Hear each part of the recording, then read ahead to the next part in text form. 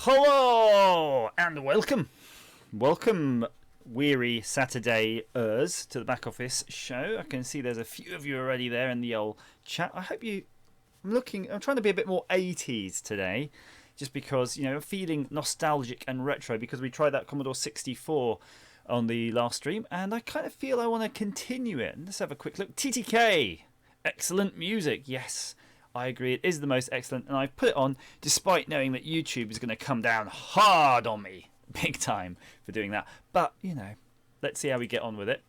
So I'm not sure what I want to do, but I kind of feel I want to start off with our X64 stuff, the Commodore 64 player that we were using last time.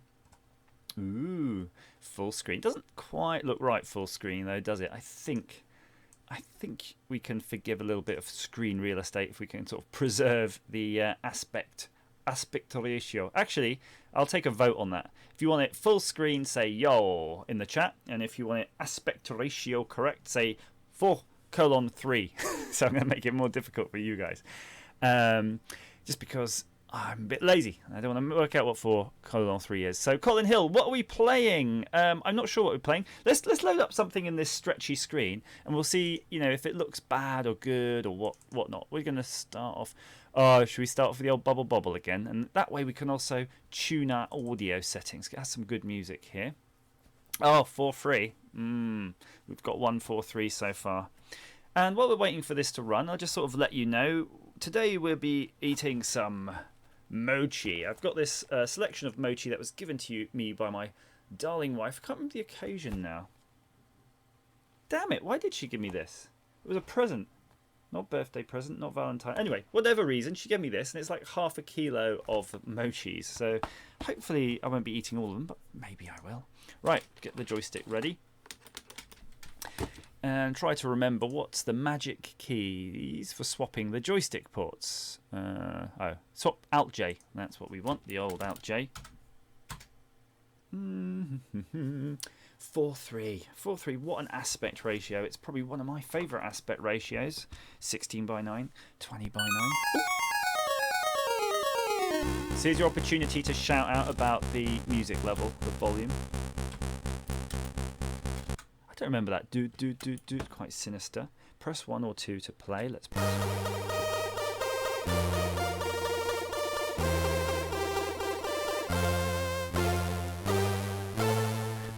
Let's do this.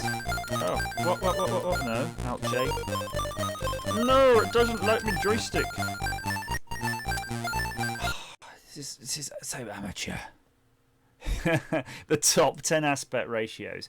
I think it's okay, a bit stretchy, to be honest with you. I'm not really hating this stretchiness, but damn it, I'm hating the fact that my joystick doesn't bloody work. Why do I look? There you go, it disappeared. Bloody thing. Right, come on. Yes, got there just in time. Remember, I hope it remembers my joystick next time.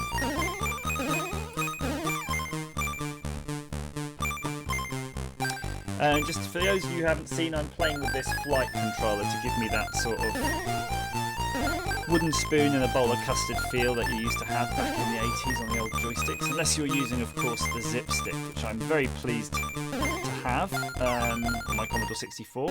However, I'd have really much preferred having the zip stick back in the day when it would have been more use to me. Oh, there's some chats going on. That's some loud bubble. Oh, okay, let's I'll wind it down a bit. How about that? Just keep shouting at me when you want me to turn it down. In fact, I'll see what I can do about that.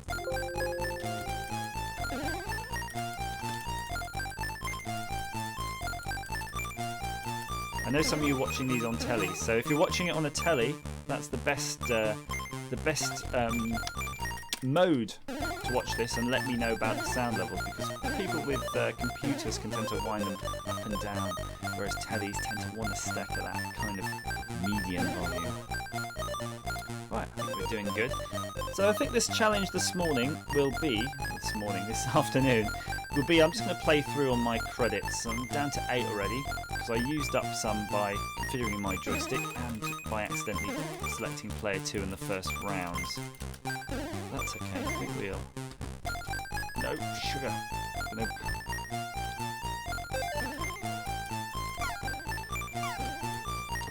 TTK says, I don't currently have a C64 joystick, so that was a disappointment. Ah. Bugger!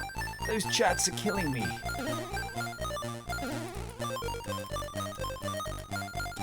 I tell you what, this is a pretty good Bubble Bobble, but it's not the best. I don't know if it's because I'm playing with a joystick or just because it kind of is lousy compared to some of the 16-bit ports or even the NES port.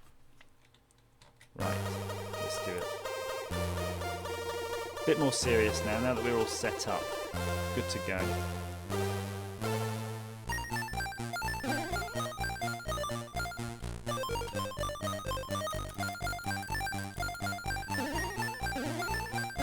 Yes, that's how it's done. Now from the chat yesterday, it was suggested that it's possible to map the joystick differently in this emulator so that you could, say, map the up, like here, to another button so that you can have it jump a bit more naturally. And that might be something we might experiment with in a moment.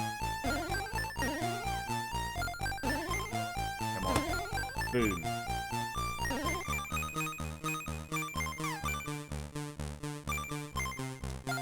Yep. Nope.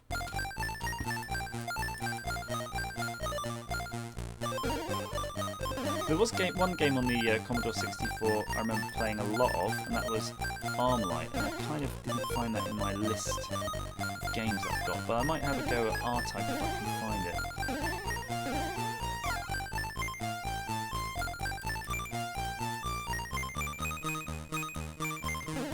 Come on. Boom. Yes. No! Whoa! Look at that! Look at that! Look at that! Look at that! Yes! Now, you have to admit those are the skills that pay the bills. Pro gamer tactics there.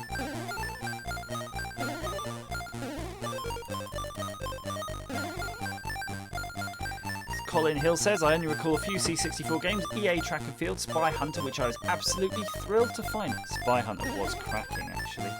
Oh, we could have a go at Spy Hunter. Now, I'm wondering how it works with the joystick, because you did have other buttons. It's probably a keyboard and joystick game. Oh. The trick to this level, of course, is to just drop in from the top and hit the water. But, you know, I didn't have my thinking hat on. Then, of course, the ones I wrote, which were all crap. So, Colin, tell us about the games you wrote. I think I really need to know about them. Right now. Read me.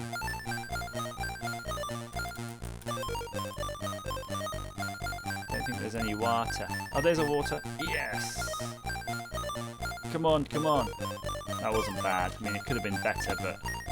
Oh, yeah, that ghost. No. Bang.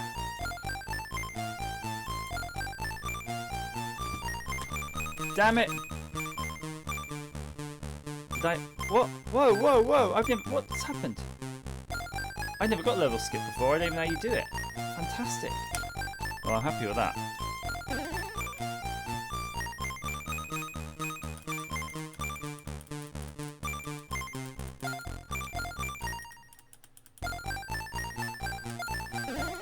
Water.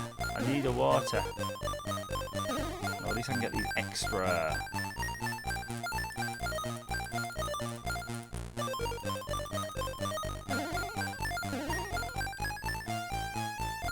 I really can't remember how you do this. Oh, there is a water. Look, bloody thing. Go, go, go, go, go, go, go, go, go, go, go, go, go, go. Oh, sugar. Ha! Oh, there you go. We've crashed it. We've crashed the game. I think that means, of course, it's time to switch games. So there we go. We did well there, actually, to crash it. Apt screen for a great game. Apt screen. I don't know what apt screen is or what it even means, but we're going to try Spy Hunter. Now, I don't know what the difference is between these D64 and PRG, but we'll go for the old D64. And phone's ringing. Bing bong. That's the tweets going. I don't have time to check the old tweets. We're playing Commodore here. Spy Hunter. Spy Hunter. Spy versus Spy. Spy Hunter. There we go. Great. Now just have a quick look at the old tweet messages. Bing bong. Ooh. Some of them are a bit too rude.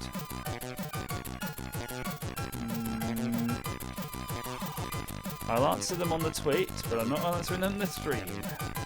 Bit naughty, naughty. Very naughty.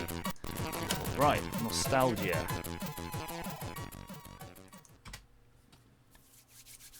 So Colin Hill, while waiting for the game to load, says, I was a kid, 8 to 10 or so. Second computer, learning to program back in the day. These were mostly released. Mostly released? Oh, these were not released. Oh dear. Mostly text only, a few more complex than Asteroid variants. Okay, so M plus fire equals oil, smoke, rocket.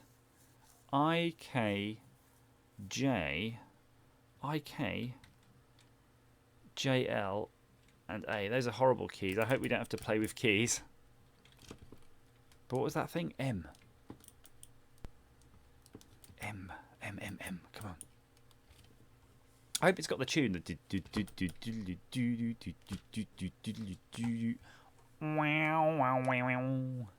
Come on. Get a move on. Right. I'm not hearing anything, actually. Killjoy. J. Novice. I was going to go for novice. Old games are definitely not normally easy games. No sound, though. Ah.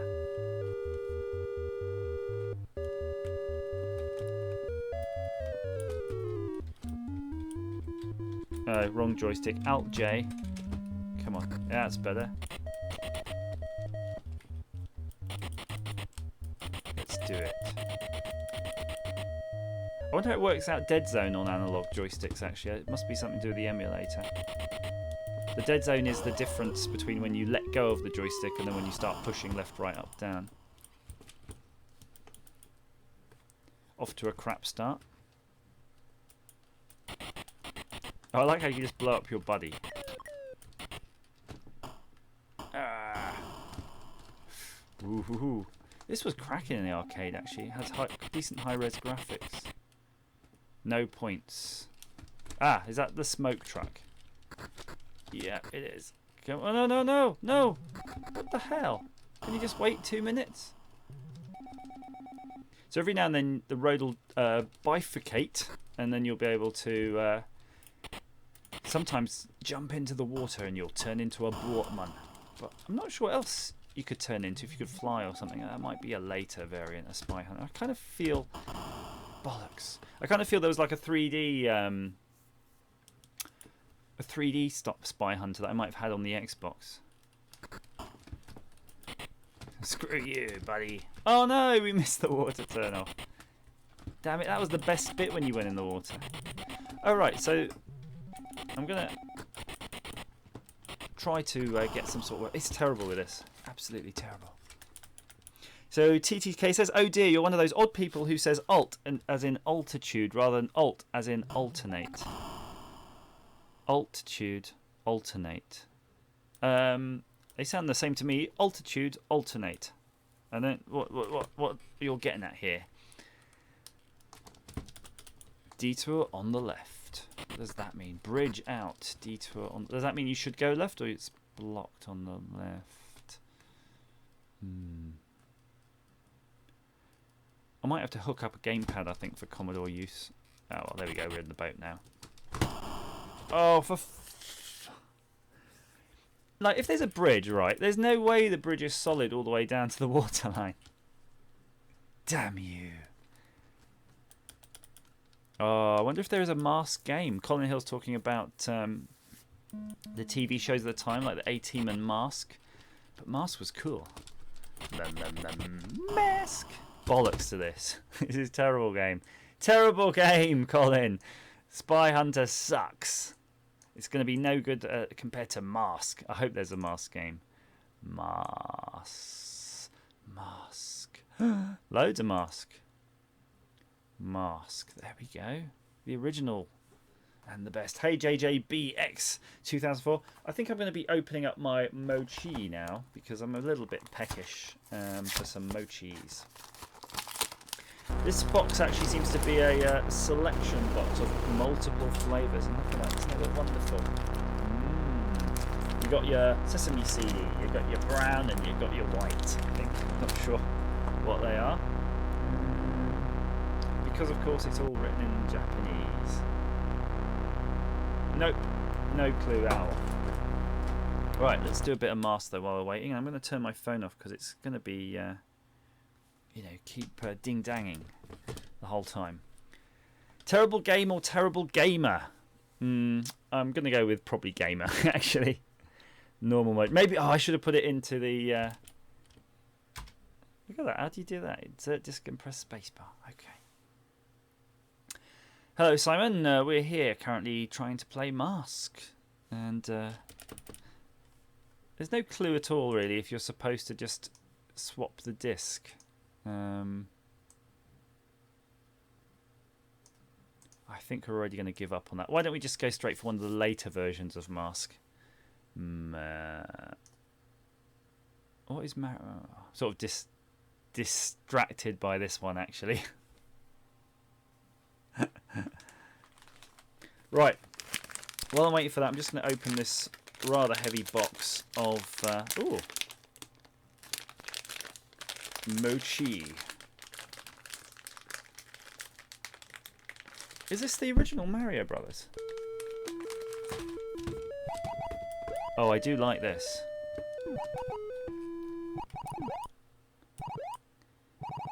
Now, I don't know if this was a legitimate variation.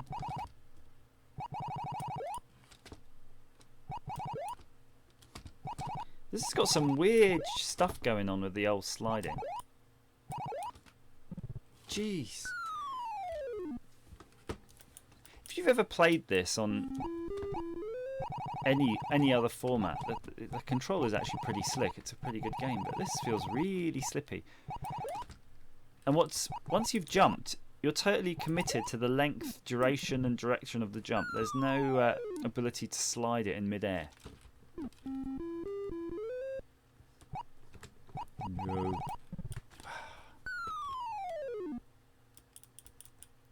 Yep.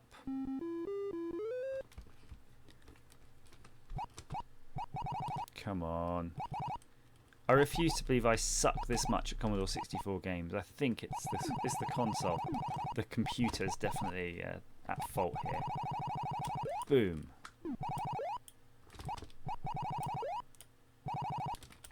Oh,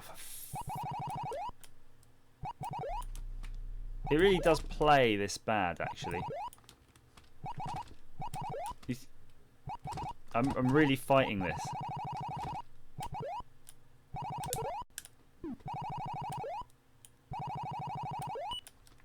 Yeah. Ah, you. No, I think that sliding in midair, Colin's saying sliding in midair, I don't think it's being demanding. I'm pretty sure you could do it on the NES version. I think it's just lazy programmers. Or just maybe at the time they just... I don't know, they could have programmed that pretty easily, to be honest with you. Trust me.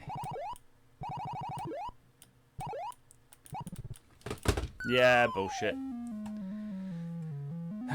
Okay, anyway, it's fine, it's nice. It's nice to find a Mario game though. Right, so we were going to look for Mask, and we decided that Mask... I kind of feel that all of these masks, they're like all the disc images for the variants of Mask, but you know, we'll try, we'll see. Try something. Keep going. Now, I wasn't going to just restrict myself to Commodore 64 today, because we did Commodore the other day, but I felt there was so much more titles. Jeez, this is like hermetically sealed.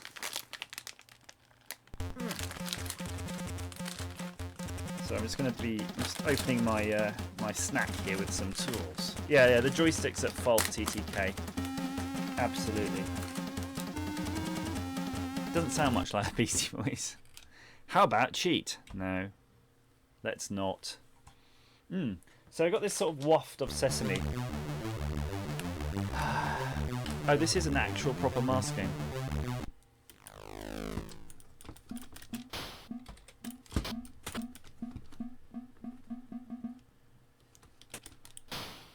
What? So you've got to jump. Okay. Off to a crap start.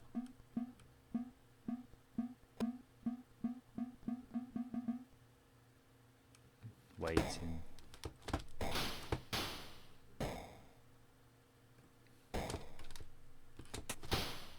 Oh, look at that bloody thing.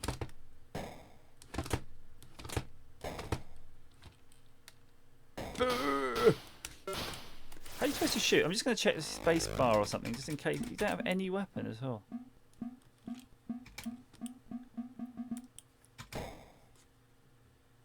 This is brutal. Ah, I did have a sort of rocket there.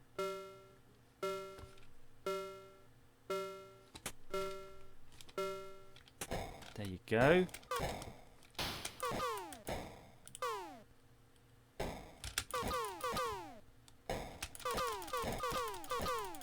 Come on, I'm gonna get you.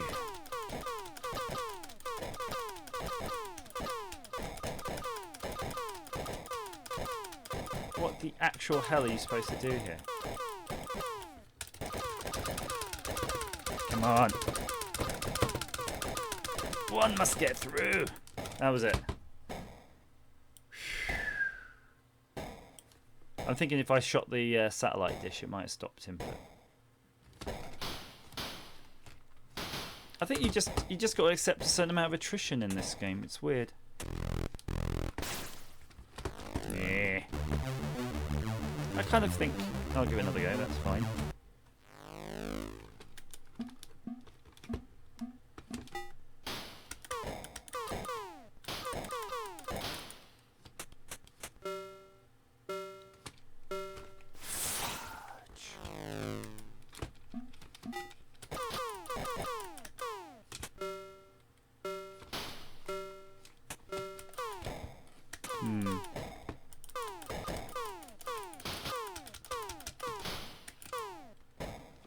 What are those things dropping down as well? They're weird. They're really crap. They've got like helicopter blades. Now balls to this. Everything is just terrible. Absolutely terrible. Mike EL, it's alright you've joined late because you haven't missed anything because it's just a bunch of rubbish games right now. And me thinking about eating one of these. I've never had it before. Peanut flavour mochi. Let's do that.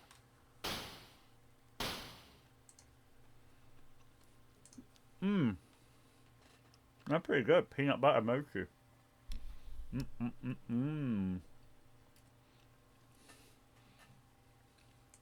Although it's binding my mouth up, you'll be relieved to hear.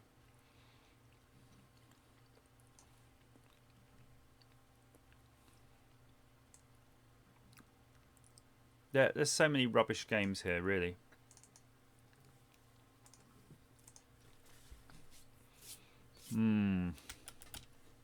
Oh, screw this. R-Type. We talked about it.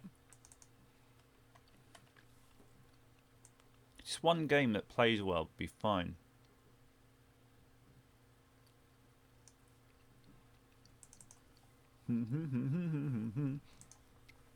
JJBX 2004 says mochi tastes weird to me. It is weird, but you get used to it and then you really like it.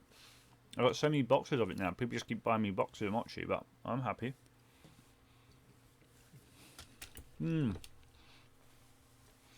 Yeah, Colin, you're correct. I think the problem is back then, you were just happy to get anything, and you could buy games for your pocket money, and you just put up with it. But as an adult now, or as a modern gamer, depending on, you might not be an adult necessarily if you were born a few years ago,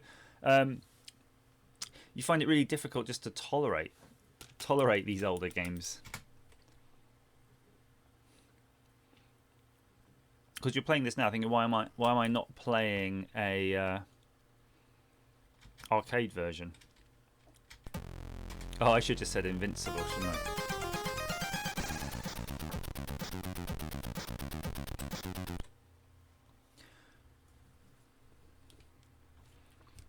Oh, Leadstorm. Simon Locke says Leadstorm. That's awesome game. Hey, McBeam. Nice to see you. Atari Staffroom. I remember Leadstorm, the magazine adverts for that, where you had that sort of red car, didn't you? Looking awesome. What is going on here? Why is just nothing working? Bullshit. Okay, there was 2 R-types though. Maybe, just maybe, one will work. Because it's different. I think it's different hacking, cracking companies. That's why you get multiple versions of these games on these sort of, you know, disc packs. I don't even know where this came from actually. I must have downloaded it or was sent all these images at some point. I'm not even sure who owns the copyright on them anymore. Sure, our IREM might still exist. Haven't seen an R-type though for a long while. Oh, tell a lie. I did see an R-type on Xbox. Someone might be able to mention in the chat what it was called. But it was a regular sort of arcade R-type. And if you push one of the buttons on the Xbox controller, it would switch to modern graphics. So it would switch between the modern graphics and the old graphics while you're playing it. It was pretty cool. TTK, yes, I did legally buy all these games. I would have had all of the, you know, the multi-pack, the 100,000 game multi-pack for a tenner. Come on, please just bloody work. It seems like I have to be resigned to the fact you can only play the sucky games. We'll give it another few seconds, shall we? Just in case it was me. 1,000. And while it's doing that, I'll just show you this feature on my joystick because it's a bit random. If you, cause it's got the Xbox colours, because the Xbox variant, but if you flip this up, you get to press the blue button here, the X. It's protected. No idea why. And if you press hard enough on that, well, just clicks it anyway. Crap design. Oh, yes. Maybe the old X did it. Oh, R-Type HD, Simon. Yeah, oh, that could be it. It was sweet.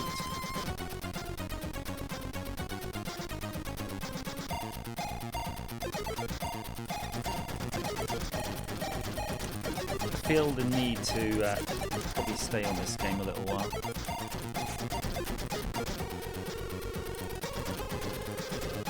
Beam charge on it's a bit disappointing, isn't it? It's like just ever so slightly bigger. Balls! Okay.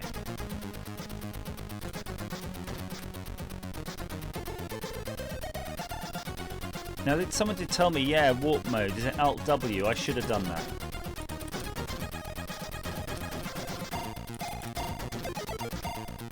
Oh, I feel we're getting a bit warmed up now.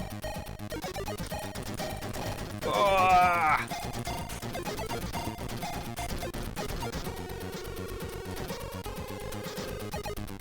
Come on. Is it space? Yeah.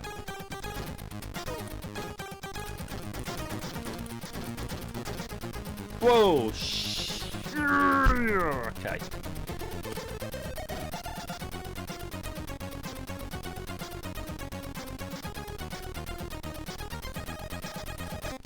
Balls!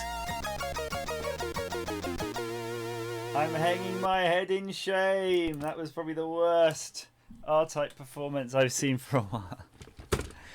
Let's blame the machine. Oh, is it doing it slow again? Alright, let's try the warp. We're at warp. We're at warp. Okay. Yeah, I think it's just a loading every time you do the game. That would have been painful. Hey, Renee. Thank you for joining. And thank you for Discord activities.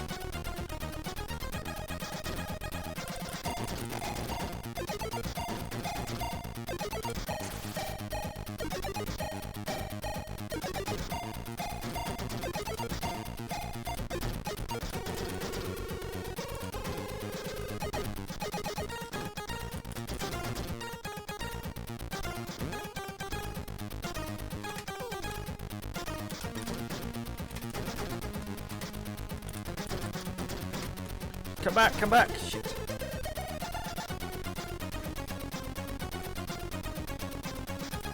Hey Yoshi Knuckles, long time no see. Only cause I've not gone anywhere. I've still been doing my thing. Where have you been? Studying at university, doing your exams, I recall.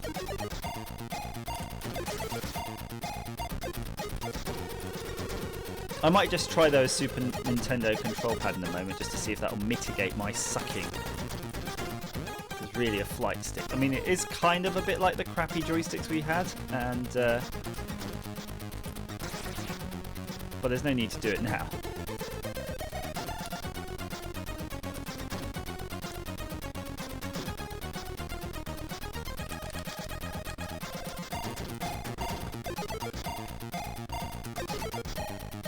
Let's get that little shit. Got him.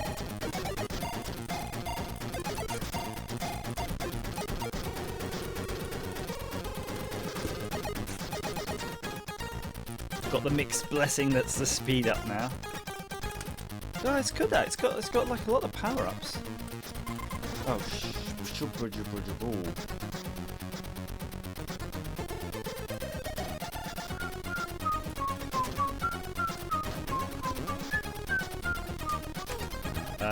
come back.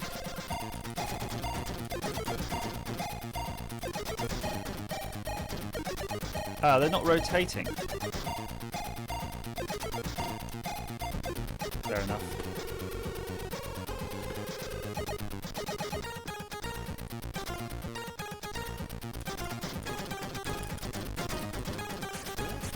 Oh, that's the best weapon.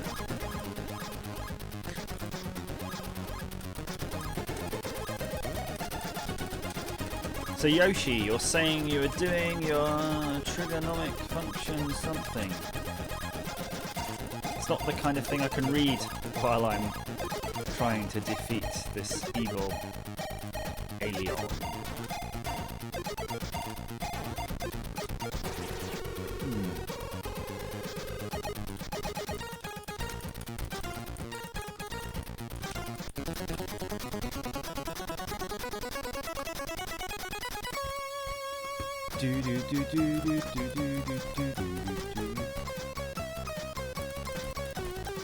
I just realised actually the chat isn't coming through on the video stream window, and that's because I'm using a different technique for streaming live events.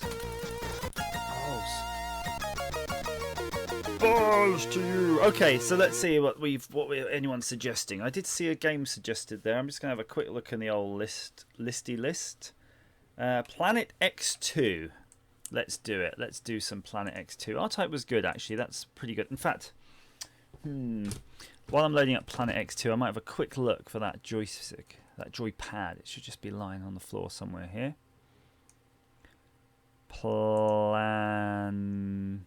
I don't see any planet. Planetfall.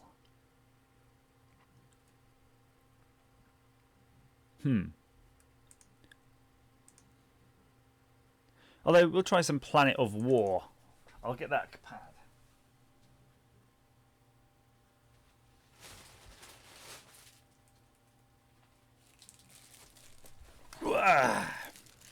Right, I'm going to go with a fresh pad. Fresh stream deserves a fresh SNES pad.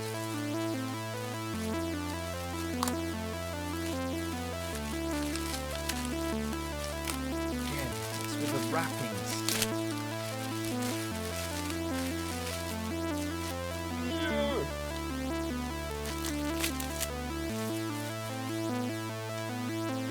This is going to change the whole nature of the gameplay, I can tell you. That piece of crap. Plug in this other thing. Good.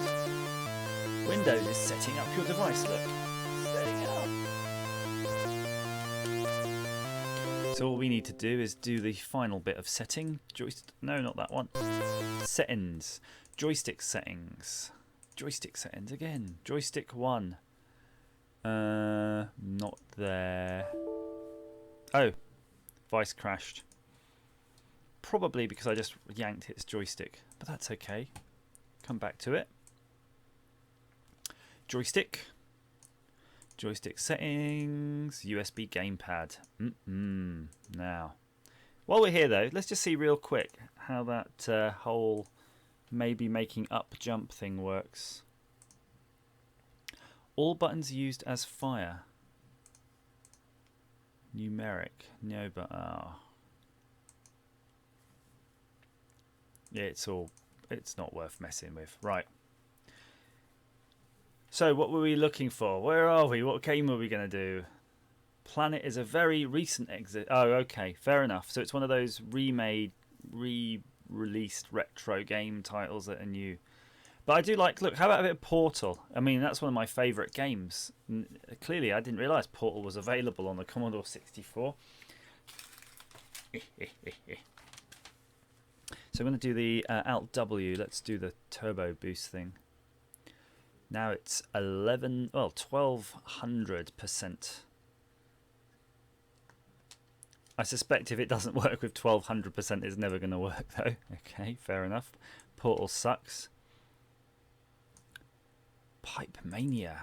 I quite like the old pipe games if it's what I think. It's the one where you maybe get the bits of pipe and you sort of link them together. Do your thing. Right. Start game. Oh yeah, Bad Dudes versus the Dragon Ninja. That was a good game. I remember that. All of those games. Oh well, I say good game. It seemed like a good game. Right, I'm going to go for the old sesame mochi now. It's really squidgy. It's a bit like a slime. I'm going to eat a slime. Okay. Right. Come on. Let's play this.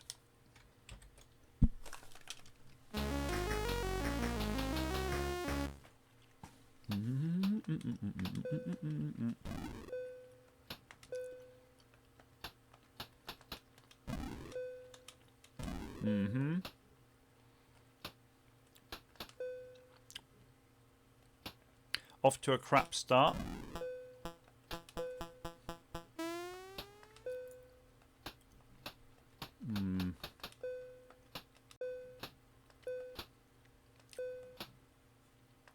I'm not sure what the requirement is actually. Do you have to just do loads of pipes?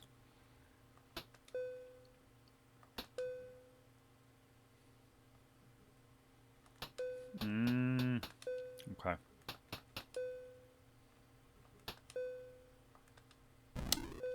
Oh, I kind of wanted that one there. Not to worry.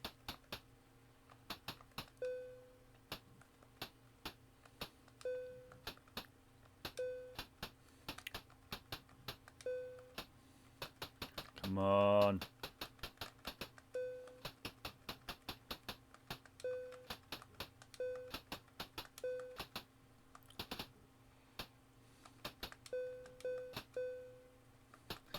Just had to get rid of those. There we go. Bought myself some time. Oh,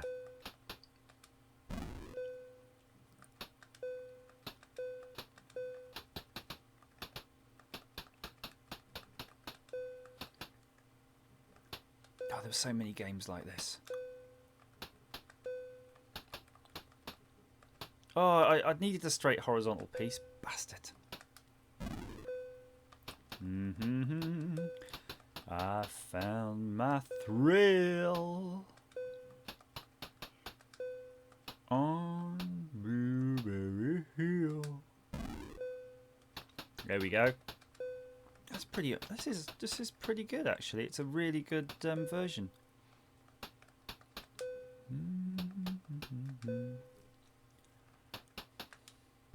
Witness.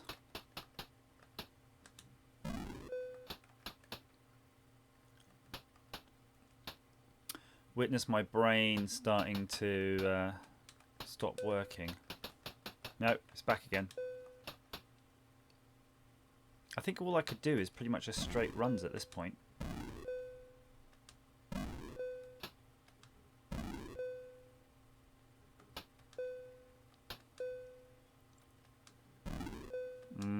Anything that's not a straight run.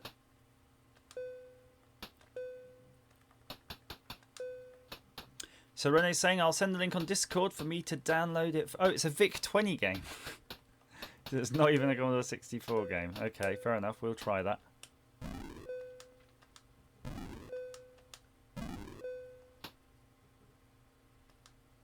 Here we go.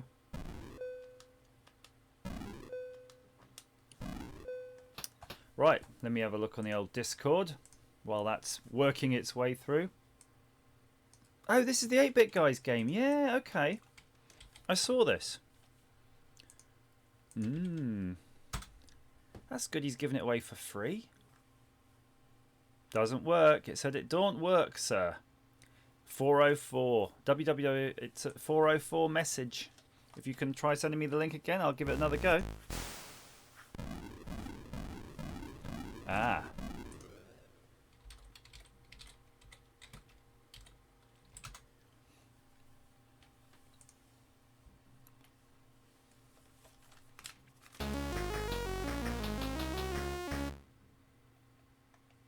It's sort of implying you have to buy it, though, doesn't it? I don't really want to download it if it's, you know, a hooky download. I haven't had a chance to speak to him about it. Right. Anywho, I think while we're waiting for all of that to sort of, it's, you know, it might be neat to just try something else. Oh, is this Pac-Land? Pac-Land and Pac-Man. He's giving away X1 but not X2. Fair enough.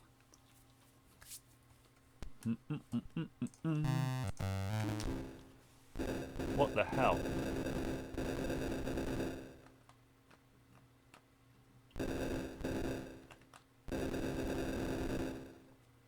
This is the most random Pac-Man I've ever seen.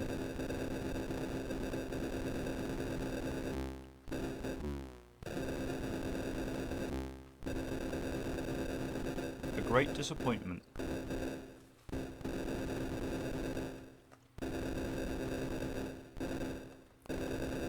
If you fix up the link for the X1, I'll have a go.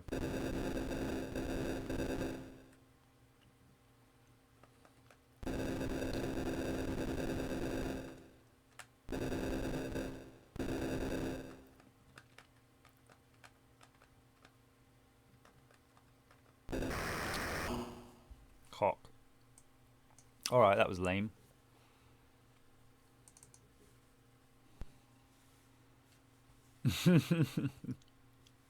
Yeah, I think the 8-Bit Keys guy is way better than the 8-Bit guy. They look really similar, though. Okay, let's see if there's another link. I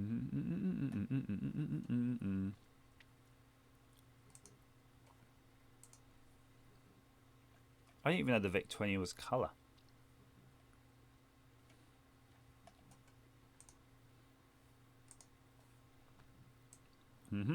Okay, we have it.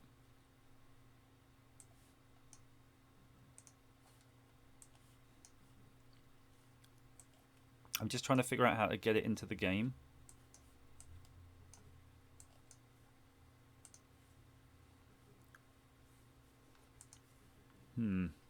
So can you load VIC-20 stuff on a Commodore 64? I'm guessing not. I probably need a Commodore VIC-20 emulator.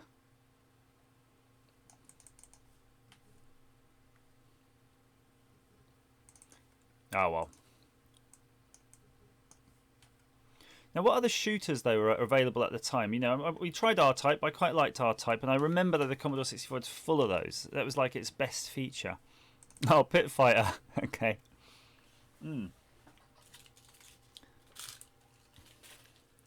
Pit Fighter. This has got to be a joke. Okay. Alt W. Let's turbo boost. Gonna try a one of these white ones covered in cocaine. Good.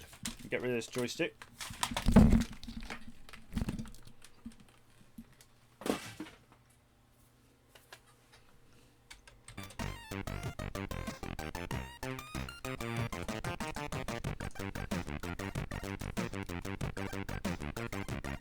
Wow, you can even choose your fighters. We'll have to squint a little bit though. Thai kickboxing champion. Agility. Let's try that then. Oh.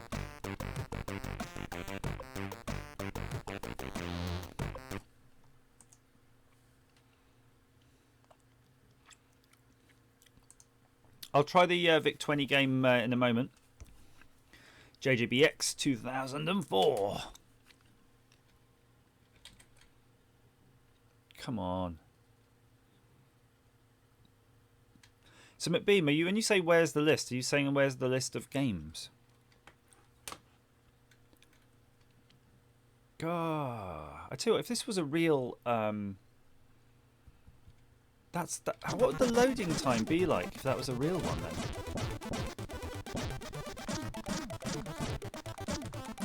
Executioner.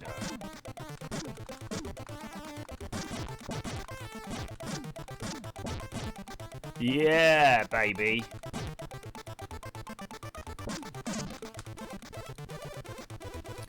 Kick ass at this.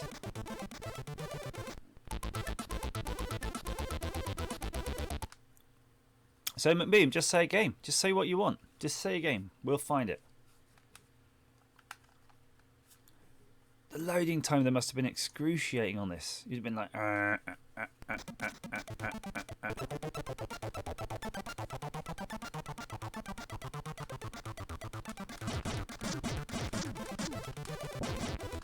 You try and laugh me, boy.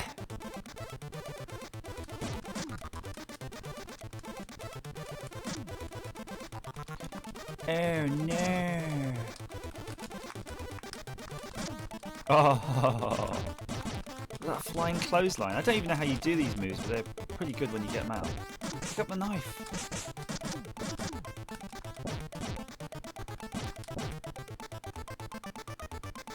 I think this must have been just a direct copy of the arcade port. It's so good. Nah, to be fair, the arcade port wasn't great at all. But I was surprised when we played this the other day and we were playing Stunt Car Racer. That was awesome. I almost said Stunt Race FX.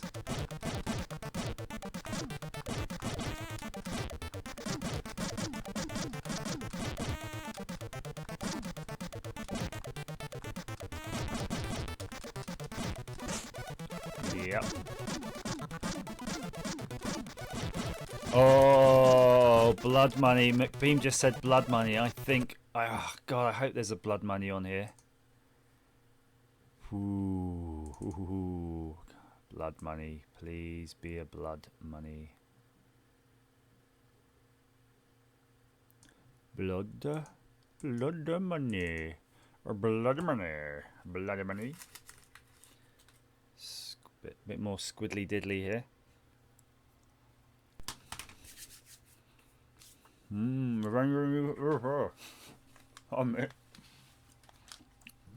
Rowenge of the Mutant Camels is really good.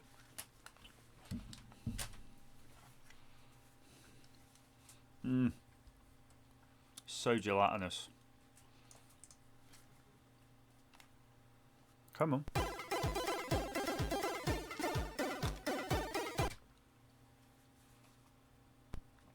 I think the fact we see stuff going on the screen graphically might be because it's using a fast loader or something.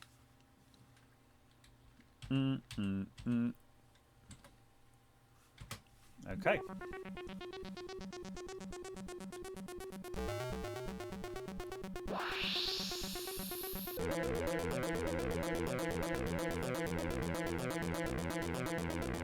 What's patient? Press 4 for patient. Oh. Turbo mode again.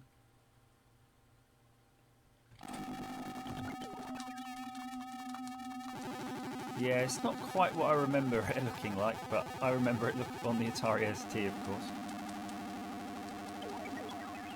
So your bullets have a limited range.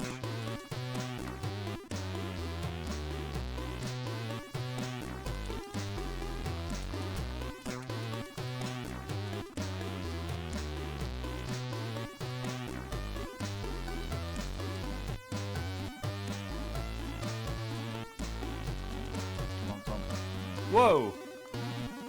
Vertical scrolling. Got a couple of hits left.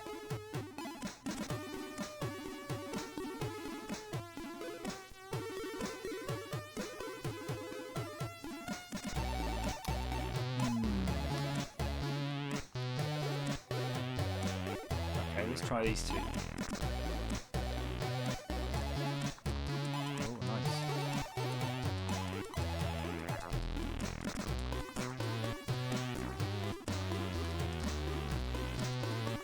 I like how they've not bothered with any sound effects, it's just all music. We could try turning the music off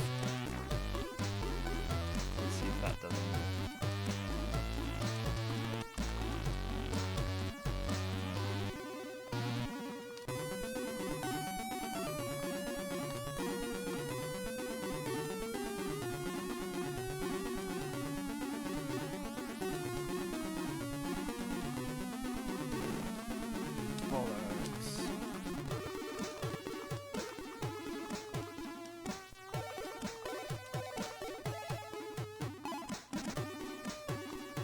Music's really good.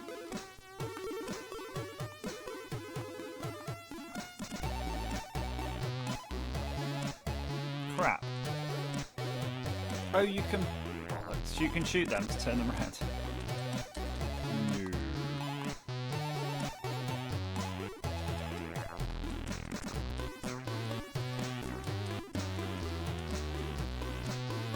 Whoa, the controls are reversed somehow. Why?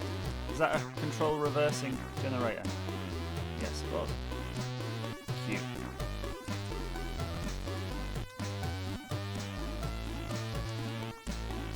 I don't deserve sound effects, absolutely. I'll just have to add my own.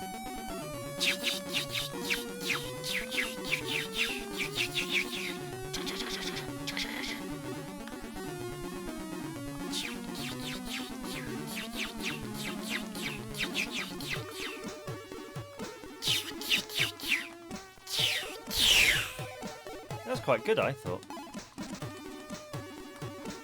No. I don't have any money for the shop anyway.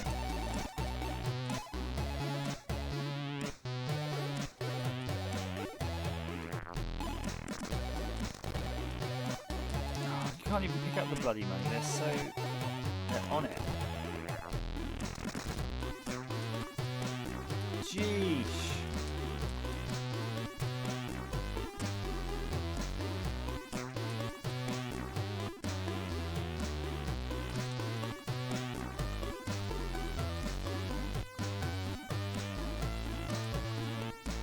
Of course, I'm playing it now with the SNES controller, so that could be a lot to do with it. It might be worth trying R-Type again.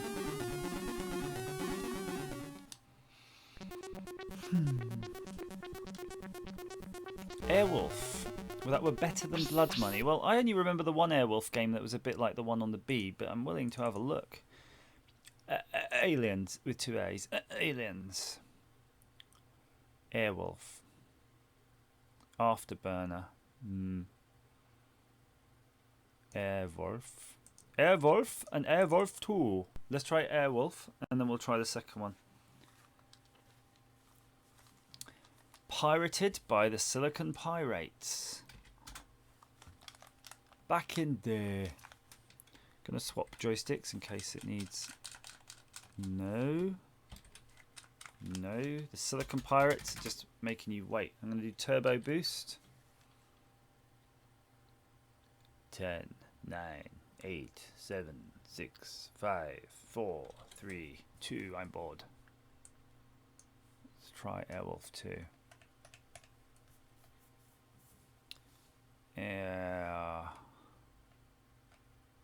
Where the force? There we go. Let's do it. B.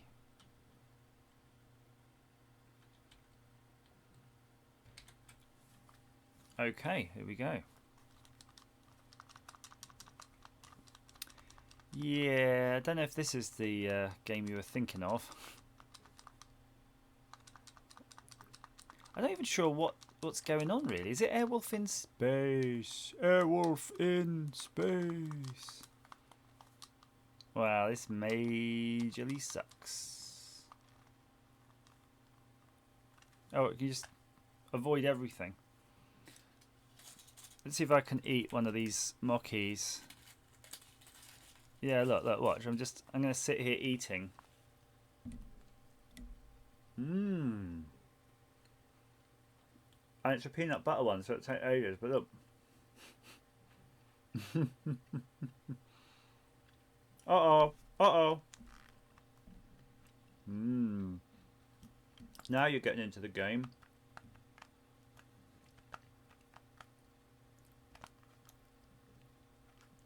Ah.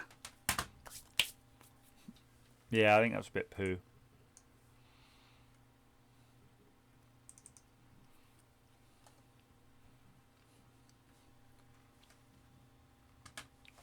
Fair Fight 14. Why have you got it in widescreen? No particular reason, apart from it just didn't take up too much real estate. If you do it this way, it's kind of small. 16 by 4x3. Look, I don't know. I figure you can put up with the extra stretch.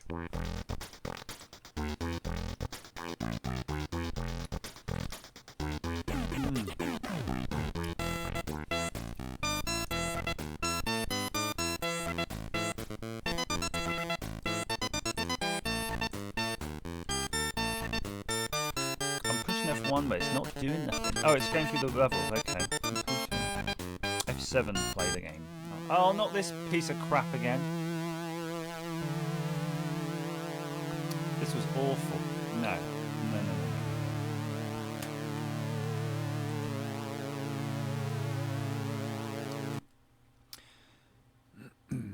Okay, so I've got a request there to change the resolution. So when you say change the resolution of what? The recording or the Commodore 64 emulator output? And while you're thinking about that, I'm going to look for some Altered Beast. So I think there was a version of this.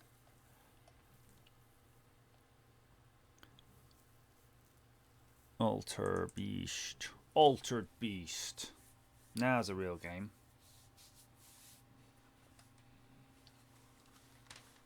Oh, turbo mode again.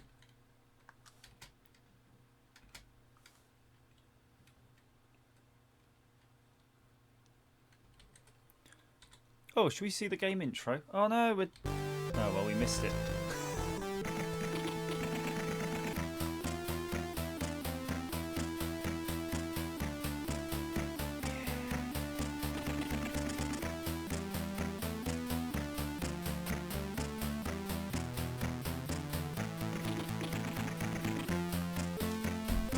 Makes you wonder if the intro was almost done like a separate disc. Can't even play it. You actually have to load up, literally have to load up the other option.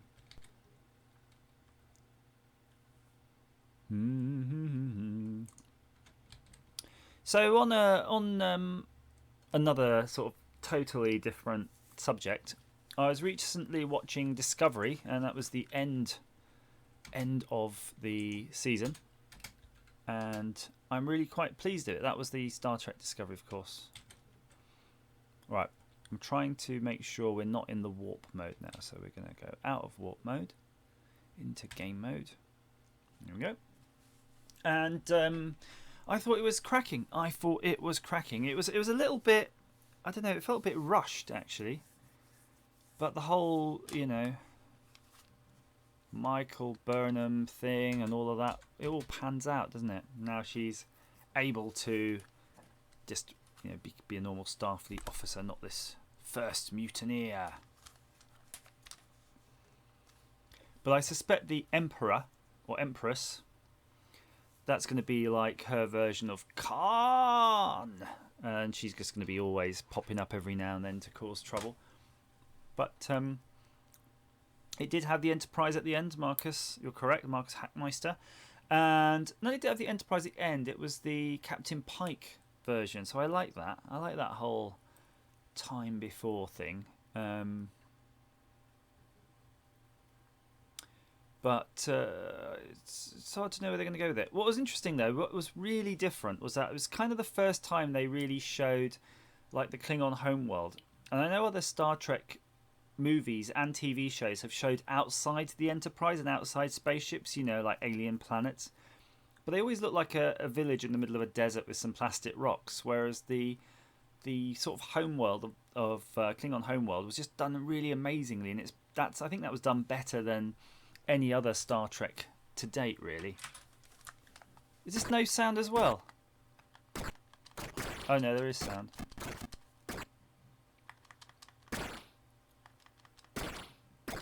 No music though.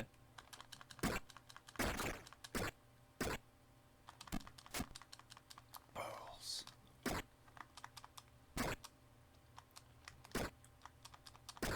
So Craig Brain Impact saying, what ROM set are you using? I have no idea. I have to admit that I don't know where this is from, this Commodore 64 collection, and I have no idea what version it is. So I didn't even know Commodore 64 had sort of ROM sets. This is terrible, isn't it? I mean, Altered Beast, even on the Mega Drive, kind of sucked. So what would you expect on a Commodore 64? And I think sort of back in those days, you just needed something that looked kind of okay for a screenshot. But on the box of the game, it would always show the 16-bit versions. So this would be, if you were lucky to have a magazine screenshot, I guess it would look like one of these. Yeah, that's pretty lame. Now, amazingly, I haven't tried Turrican, and I think that was one of the sort of main tour de forces. Turrican on the platform. It's Turrican and Turrican 2, Turrican Side 1. So we might have to do some disk swapping if we're unlucky. But let's see. Just time to look at some comments. The other one of this vintage was Rampage. Andrew, can you check the Discord chat? Okay, so while that's running, I'm going to check the old Discord chat. Ah. Oh, okay. Yes, I did say I was going to play. I will. Oh, okay, I'm going to play the Planet X one after this. I promise. I promise.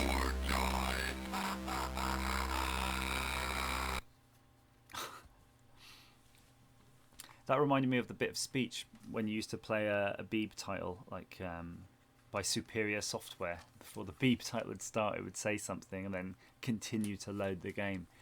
It was just like a separate program on the tape.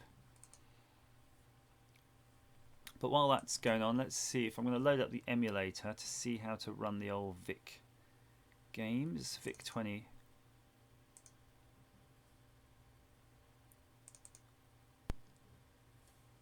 Nope.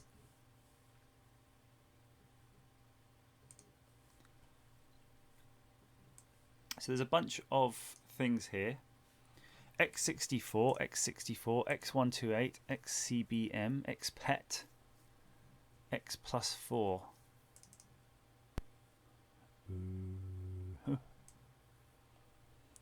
So I'm guessing one of these things will be the VIC-20. Just named something else. So which one of these is the VIC-20? I think someone did say that before, but feel free to have a shout out and let me know while Turrican is loading. In fact, I'll just try them out, shall I? I kind of think it could be this plus 4. Let's try the plus 4. Maybe not. XVIC, someone says. XVIC. Move that over there. XVIC. Ah, now we're... Oh no! There's an error on that one. So while there's the errors going on, I'm just going to sort of work my way through the Turrican game.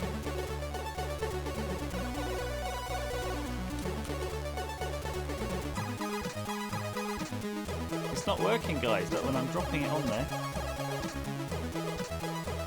Generate. Ready. Is there any sort of setting I need to do? Is there any more memory or something like that? Model settings. That's the NTSC one. Doesn't do anything.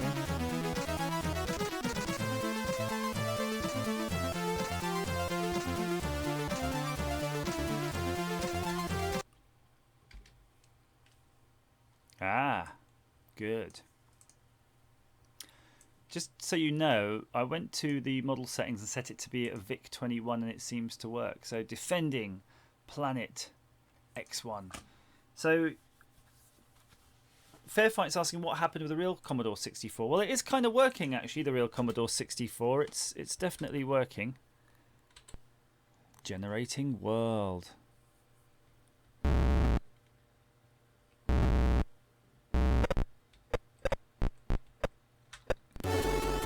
Not sure the this Planet game's graphics are working right. They certainly look a bit low res to me.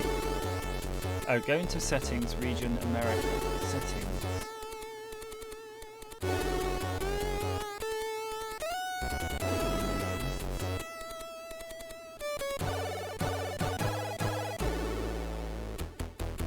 We'll come back to that. Frankly, I'd rather play a bit of Turrican right now. Turn the disc. Okay, Turrican.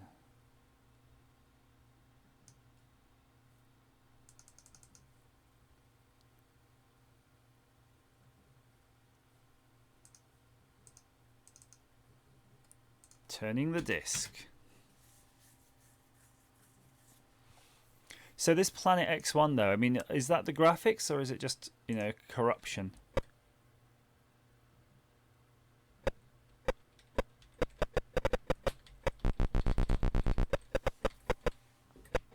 Yeah, I'm not sure about that. RAM settings.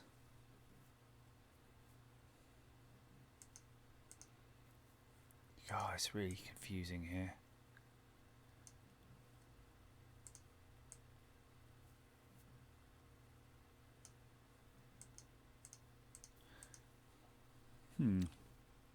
Turrican's probably it's taken up quite a bit of time. You just didn't want to die in these games. You had to wait for that.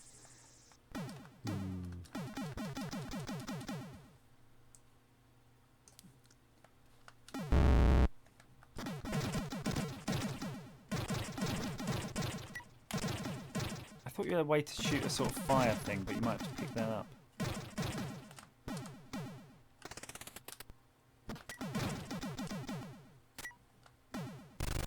Ah, there you go.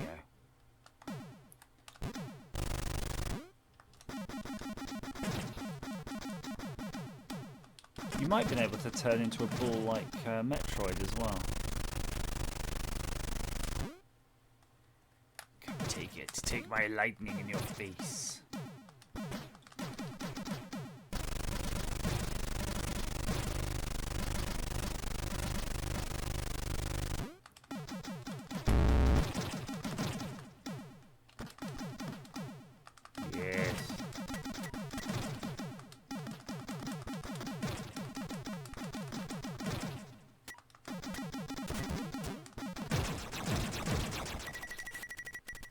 This is awesome actually. Look at the graphics.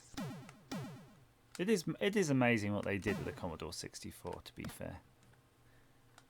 And by no small part, that SID chip really is what makes the difference here. The reason being, when you just hear the games, they're amazing. And it's the difference sometimes if you hear...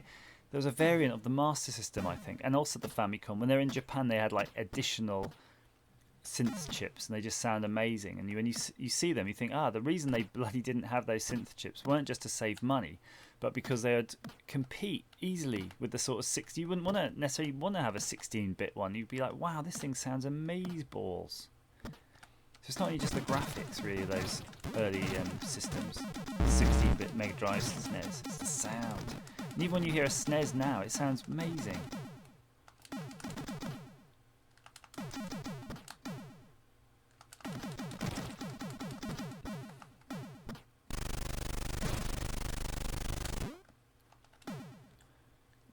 Oh, I did it.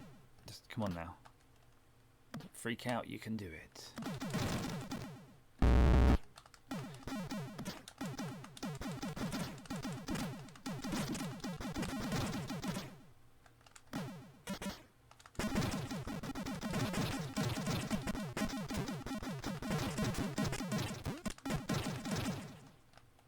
Good.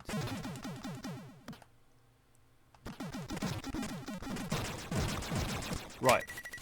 Let's have another go at this. So you're saying, oh, that doesn't pause. Pause it. Pause, pause, pause, pause. There we go. Right.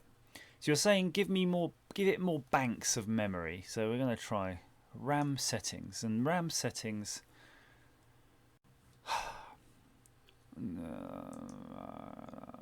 128. Does that do? File.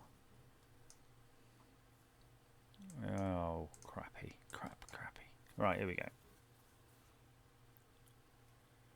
By David Murray. Adric22 at yahoo.com. I wonder why he's got the Adric22. Is that his old, gaming handle? Ah, that's better.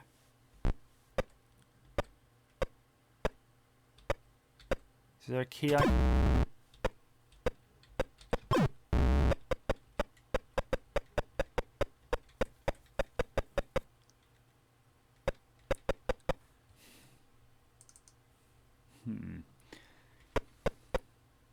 So there's your base. That's your base view. And then you've got this tank, which is the top right corner, which I've kind of driven out of the base, and now I'm failing to find the base. Maybe I found an enemy base. Now he's dead.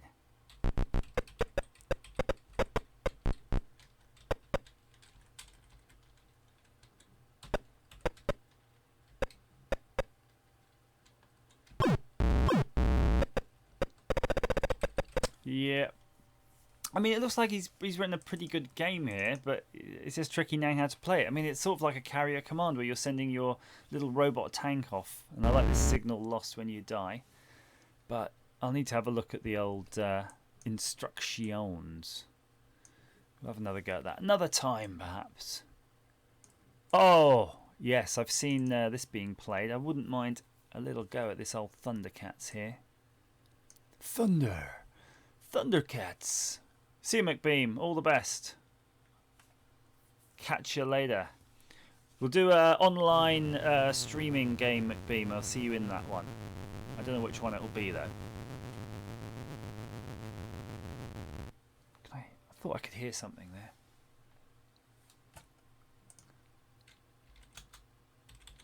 There, I'll type. Goodbye.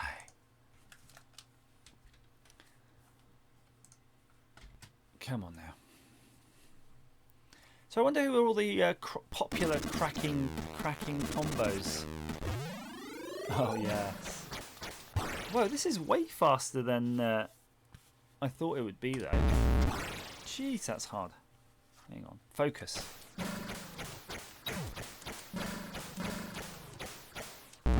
I like how he isn't really hitting them, is he? He really is just sort of smacking them in the side of the head with this thing. Can't go right. Have to go left. Fudge.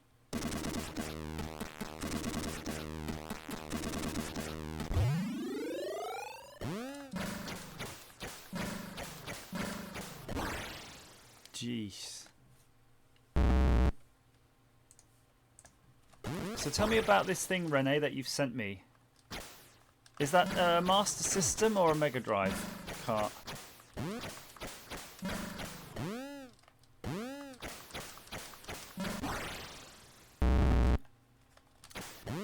JJB 2004. Yeah, I'm not surprised. JJXB that some went on to join proper software companies because they would have had really good programming skills, wouldn't they?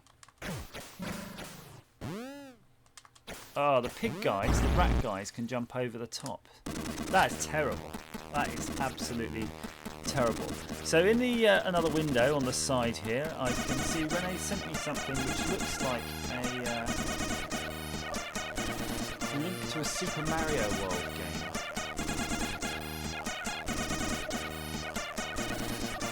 So I'm going to have to keep that here. Let's have a look, shall we? I think I do have the ability to play that. While I'm doing that, I'm just going to load up real quick a demo of something, because that'll help not only pass the time, but it'll be interesting. What is Arse Decadence? That's what you want, some Arse Decadence while I'm looking for my SNES. Super Nintendo. My Super Nintendo.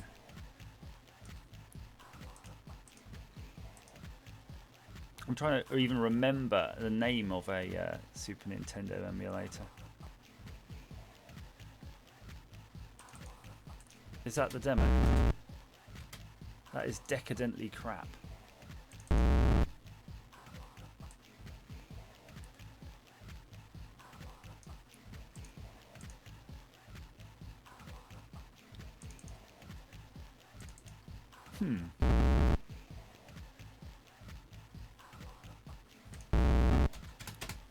That is balls, isn't it? So I'm just in the other window, just trying to find an actual SNES emulator. My PC appears to have one, but I'm darned if it exists on here. SNES 9X. So everybody's saying SNES 9X then. SNES 9X. Let's try that then. Downloads.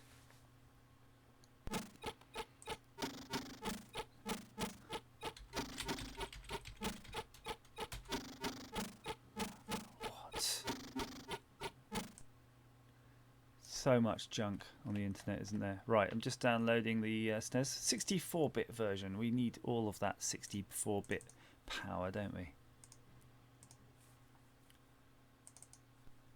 And here it is. So go away, Commodore 64. You've had your day. End. I'm going to end you forever.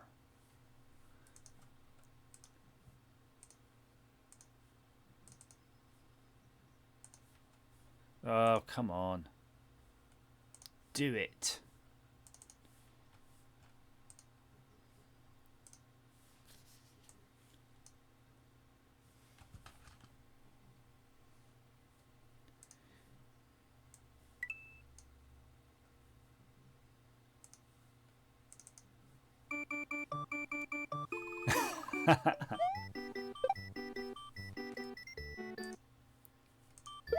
How awesome is this? Just fix my inputs, use SNES joypads.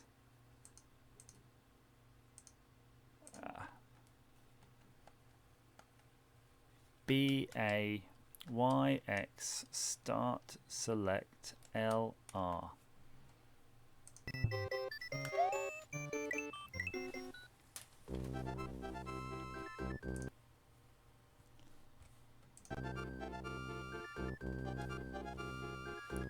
Come on. So I don't know if this is just a graphic swap or what. Let's see. I didn't read that, but I'm just thinking that did they change the writing even?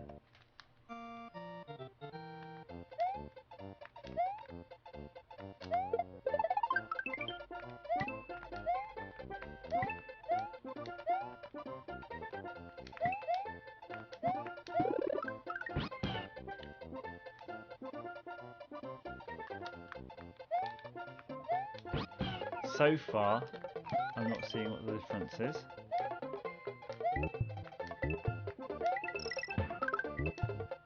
Rene, what's the difference?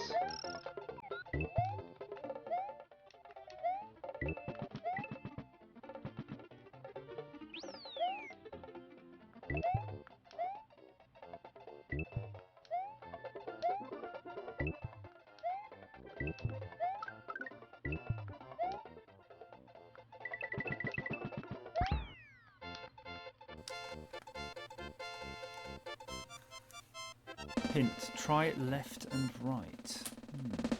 Okay. Discord. Okay, I'll do the Discord invite as soon as I remember how you bloody do it. Okay, here we go. Right, here is the Discord. Boom.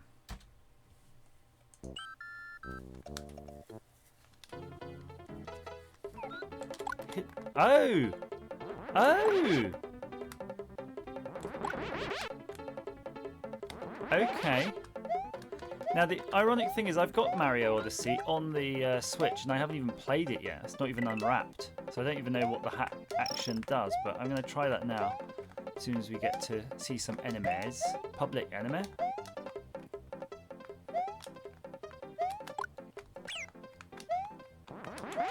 Okay, hang on. That was just me messing. Right. No way!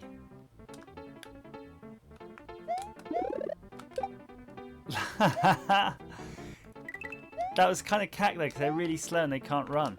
But, okay. Yeah, anybody's allowed to join the Discord with the link, so now you got the link. Go nuts.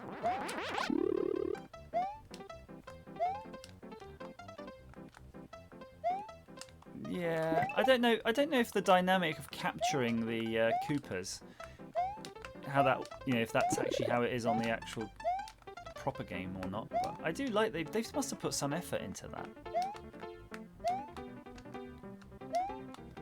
because the way the SNES handles all the sprites and characters isn't trivial. Balls. So for them to move the characters around, they are just doing a lot of messing with it. But yeah, very good. I like that. That's okay.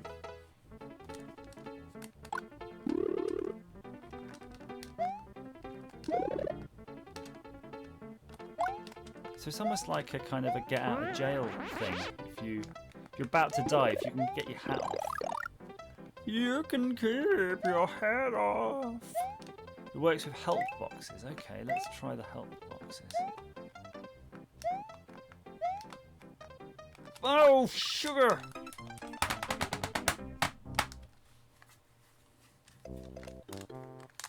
I kind of feel now that we're in a SNES mode now, and if we're in a SNES mode, okay, I think you will forgive me if I want to play a little bit of SNES now. I think that's okay, right? I've got particular games that I feel the urge to play if I'm playing SNES, so I'm just going to have a quick look in my little list. SNES.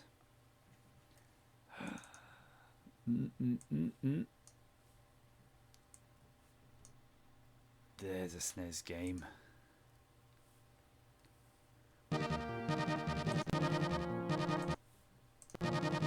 You'll forgive me a quick game of F-Zero.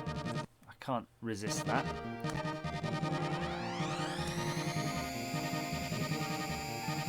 I kind of used to go the purple car, but I haven't been that for a while. Just can't remember what its limitations is.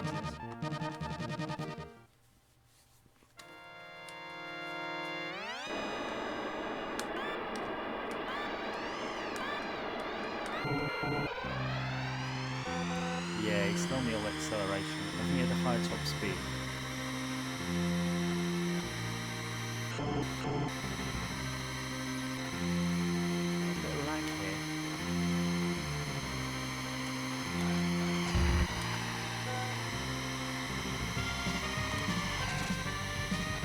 Oh! What league did I choose? I don't know the tracks. Good. Now it's a challenge.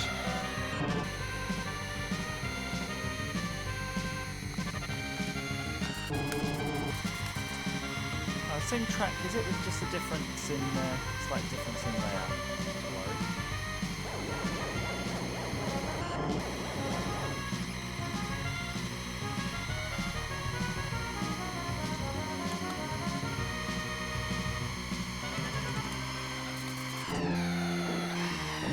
Bastards. Try right, shall we?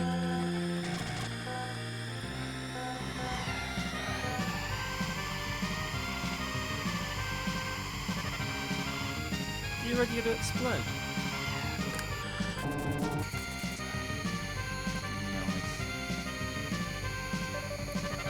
Nice. I've got Doom.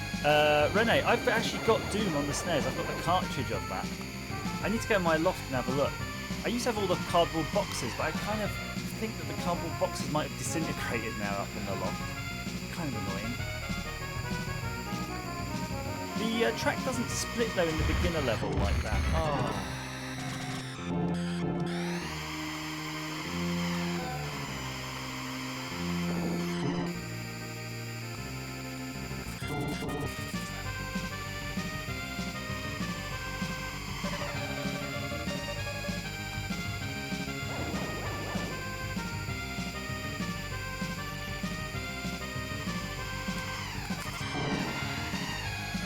Unavoidable.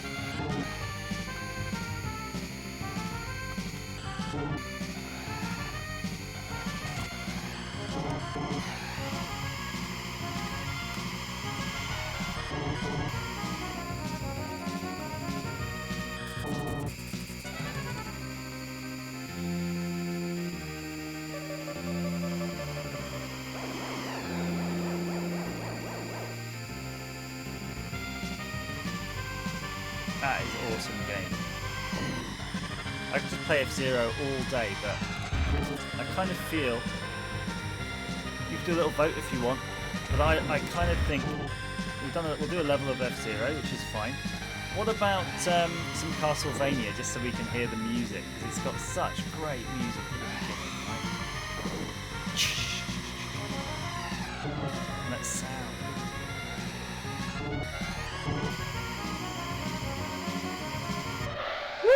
There we go.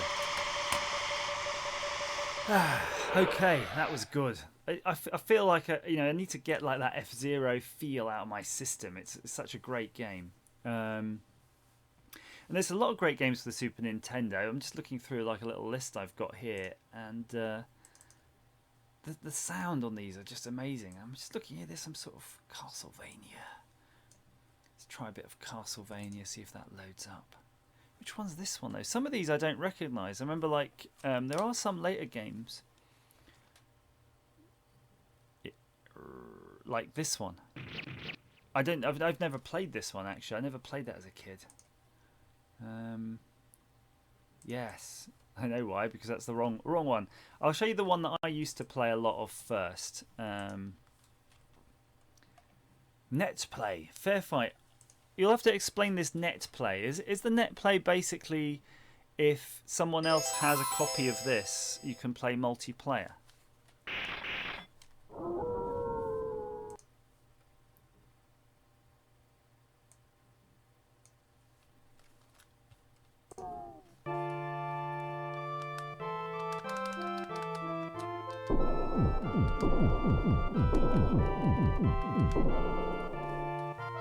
No idea why you have to put your name in Castlevania.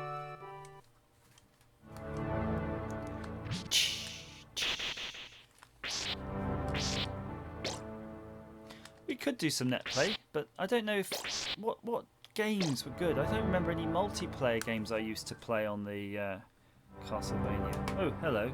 I got a call coming in. Hello. I'm fine. And you? I'm at home. I'm streaming some games.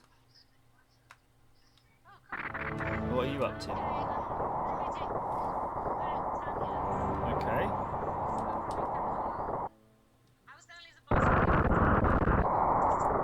Okay, I see what you mean.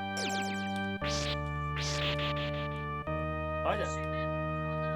No, I'm not streaming all night. You can drop the boys off if you want. They'll come and help me stream. That's fine. All right. Bye bye. Dad duties.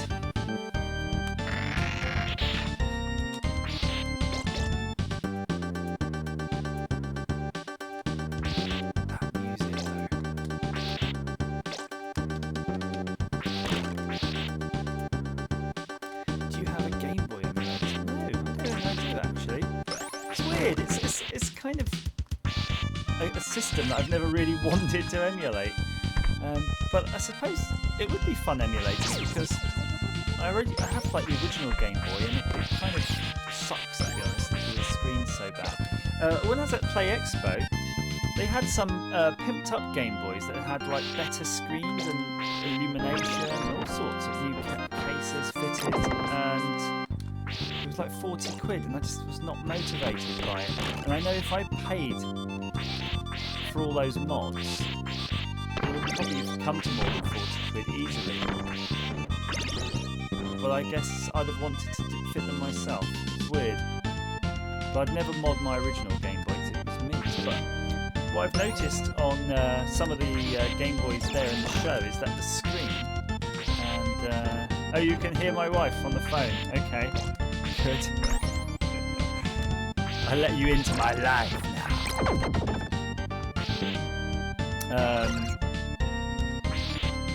In that the screens themselves had these weird little pixel higgly digglies going on. And there's some sort of pixel rot that can go on. Okay, someone wants... Rene, you want to send me something on Discord? Okay.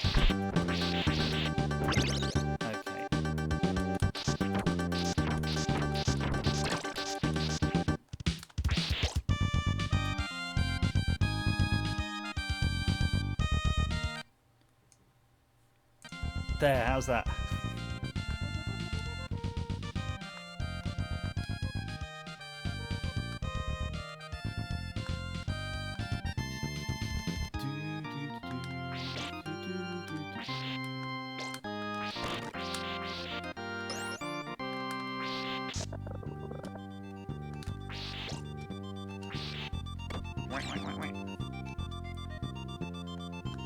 It sounds rude what he sent. There's a Discord thing going on. Okay. I'm going to download it, but I'm not sure I'm going to play it. The file says Pokemon Cock version. I did see a YouTube thing where someone did a Game Boy... I think it was definitely a Game Boy Pokemon thing, but it was really super rude.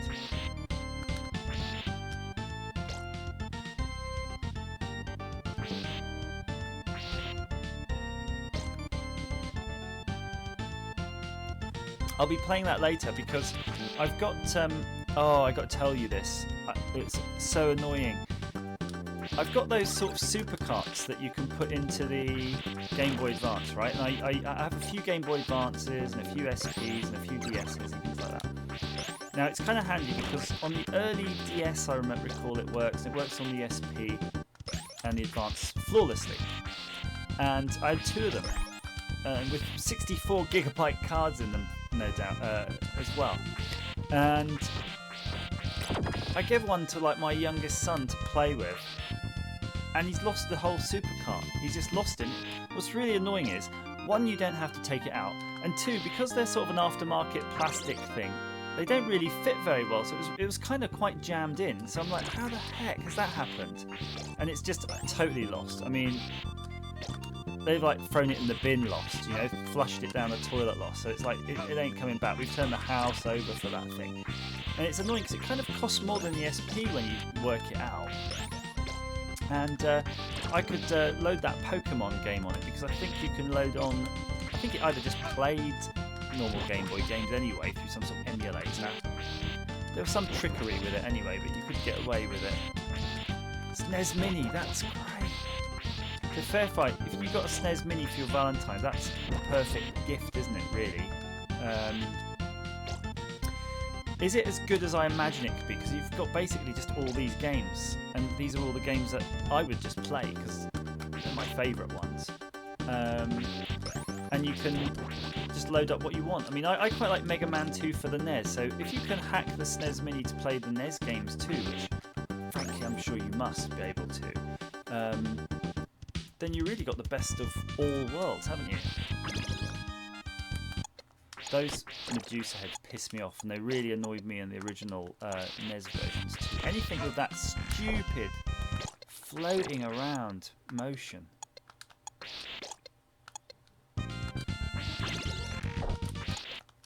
tell you what, I'm really glad that timer thing there. I don't think I've ever used it before really in anger, but now I can see why you'd want to.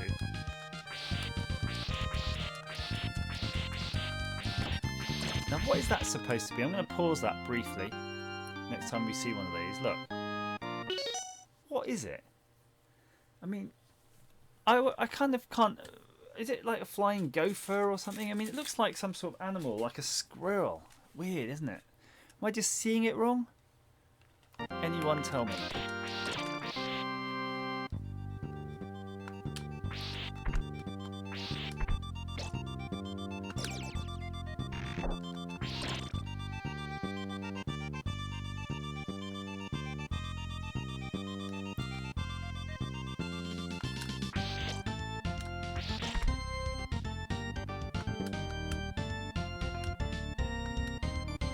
Oh, boss.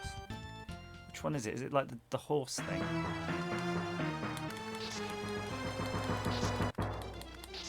Off to a crap start here. I thought it was a lot easier than this.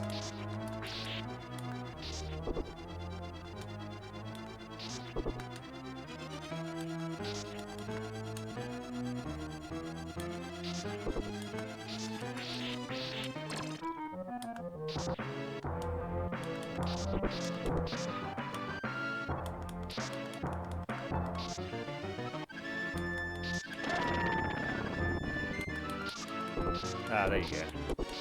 That's what I remember. I remember sort of this constantly throwing knives. Oh. Piece of cake.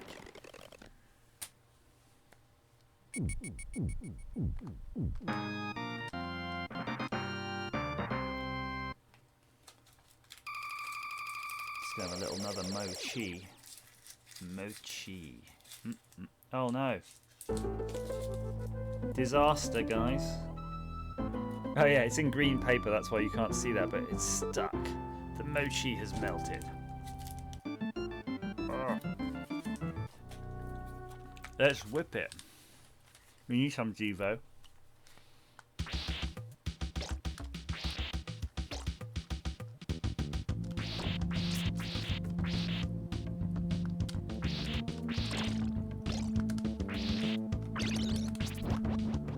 Cock.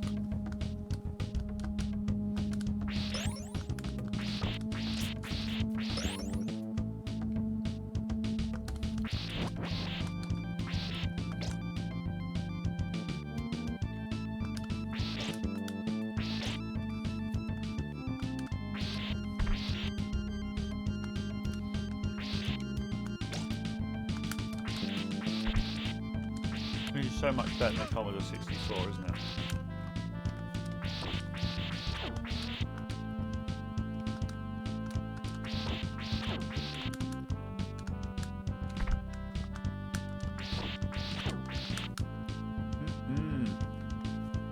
Playing it on the proper pad too. Look at that Sonic the Hedgehog bastard. I always found it weird in this game that hearts aren't your life. And my kids are always asking me that, Daddy, why are you getting hearts but you're still dying? And you're trying to explain them that hearts is your weapon. They're like, why? Why is it your weapon?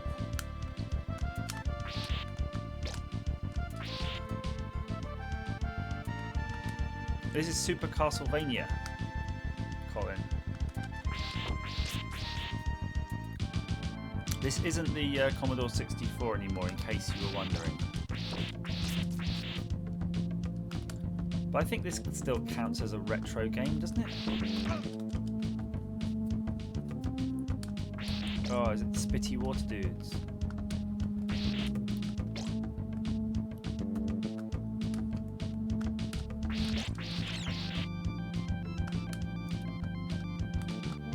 I just realised that when you jump, you can do your slide, you can move in mid-air. That's what really changed the nature of games, isn't it? When the gameplay designers figured out that people wanted to be able to sort of slew and jump in the mid-air. That made all the difference. Retro Man Cave, thank you for joining us. How's it going? Are you a fan of this? The Snega Mega Jagriggers.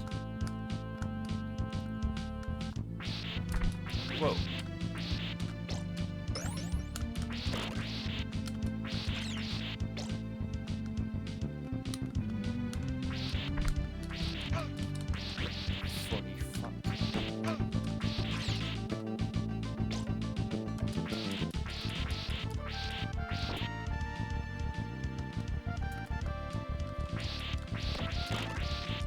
So Colin,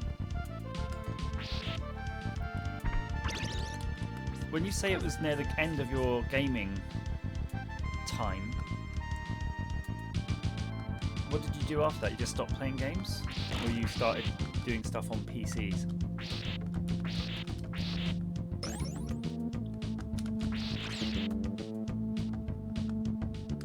Oh, that was close. I did leave it a bit too early. I like these dudes who are trying to climb over and cludge you.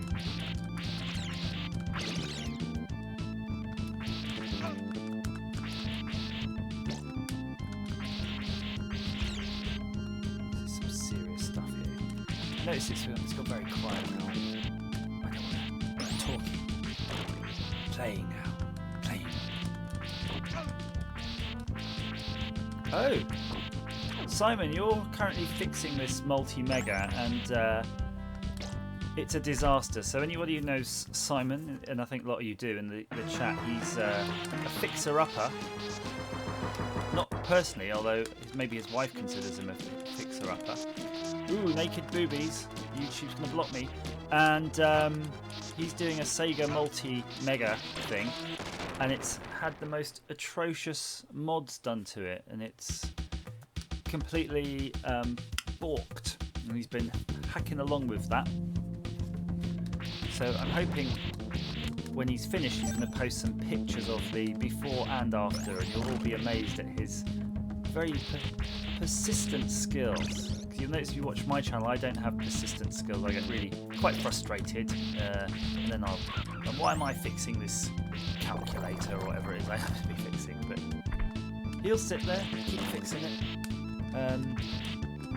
Do I do N64? I never really had an N64. I was kind of well into PC, deep into PC already by then. I mean, I already had a PC when I had a SNES, so I didn't really give it much time. But my brother did have one. I remember we used to play. Went into the Mario on it, but we did play Mario Kart.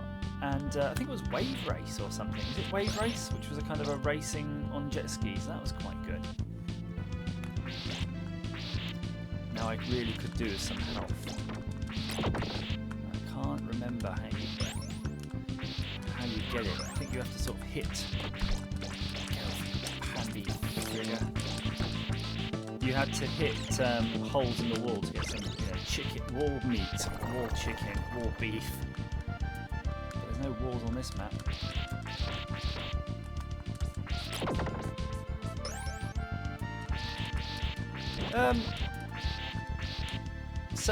Rene, I want to answer two questions. Retro Manco, Rene, I've not even streamed it. I don't know. Okay, I might stream N64 if I...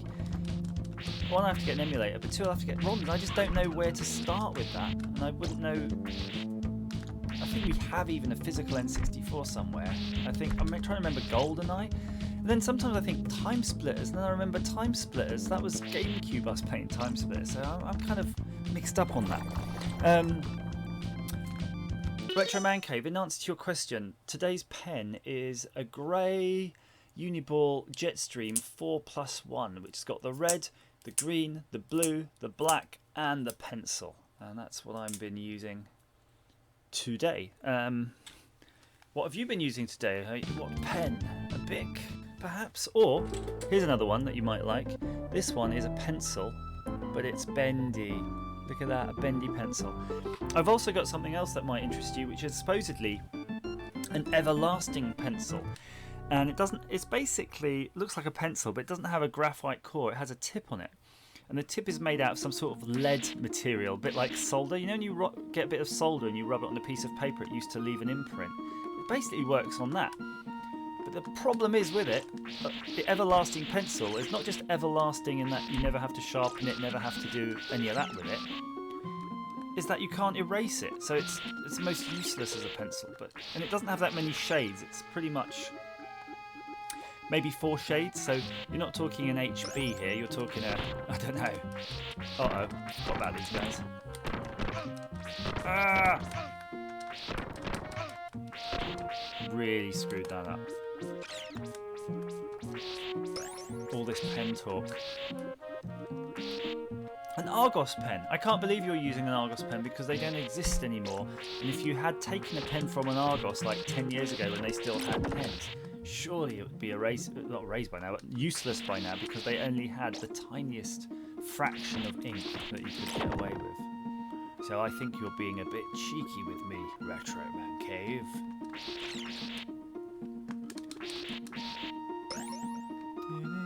So pleasant, so peaceful.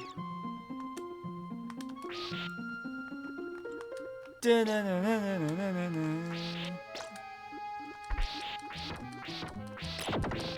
I actually not died yet? Crikey. Sometimes when you play these emulators, you've got the option of doing snapshots, which is quite cool. Lets you sort of save your game. Because you didn't have that opportunity when you were a youth. You have to just... Oh, I got the word. I should have kept the other weapon.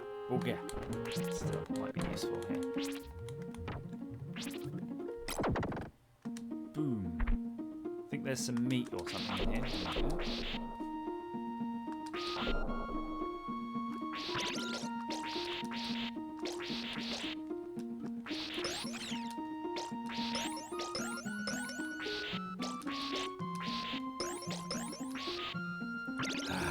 Phew. Let me just show you that, by the way. Maybe that's it. Save game position slot 1. So there you go. So if you want to like really cheat, you could just play for a bit, keep saving, and then when you die, you could just load back up. You could probably go through the whole game. As far as the game's concerned, you just sort of perfected it. It's almost not worth the time, though, is it? But it is worth if you're just like a busy adult on the go. You can only play 2 minutes a day. And you can work your way through Castlevania in 2 minute slots. Go. Go.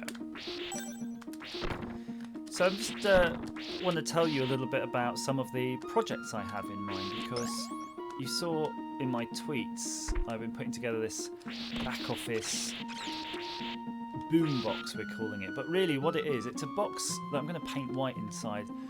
Oh, sugar. It's basically a very controlled environment. It's kind of pretending to be a containment environment, and it will serve that purpose. So that if there's a very minor explosion, it will at least capture the bits, but it's by no means shatterproof, and it's likely to just completely splinter and hurt everybody in the room. But what it's for is that it's going to be lightly painted and be furnished with LED illumination inside, so it can be very bright, very controllable, so it can take high-speed photography in it.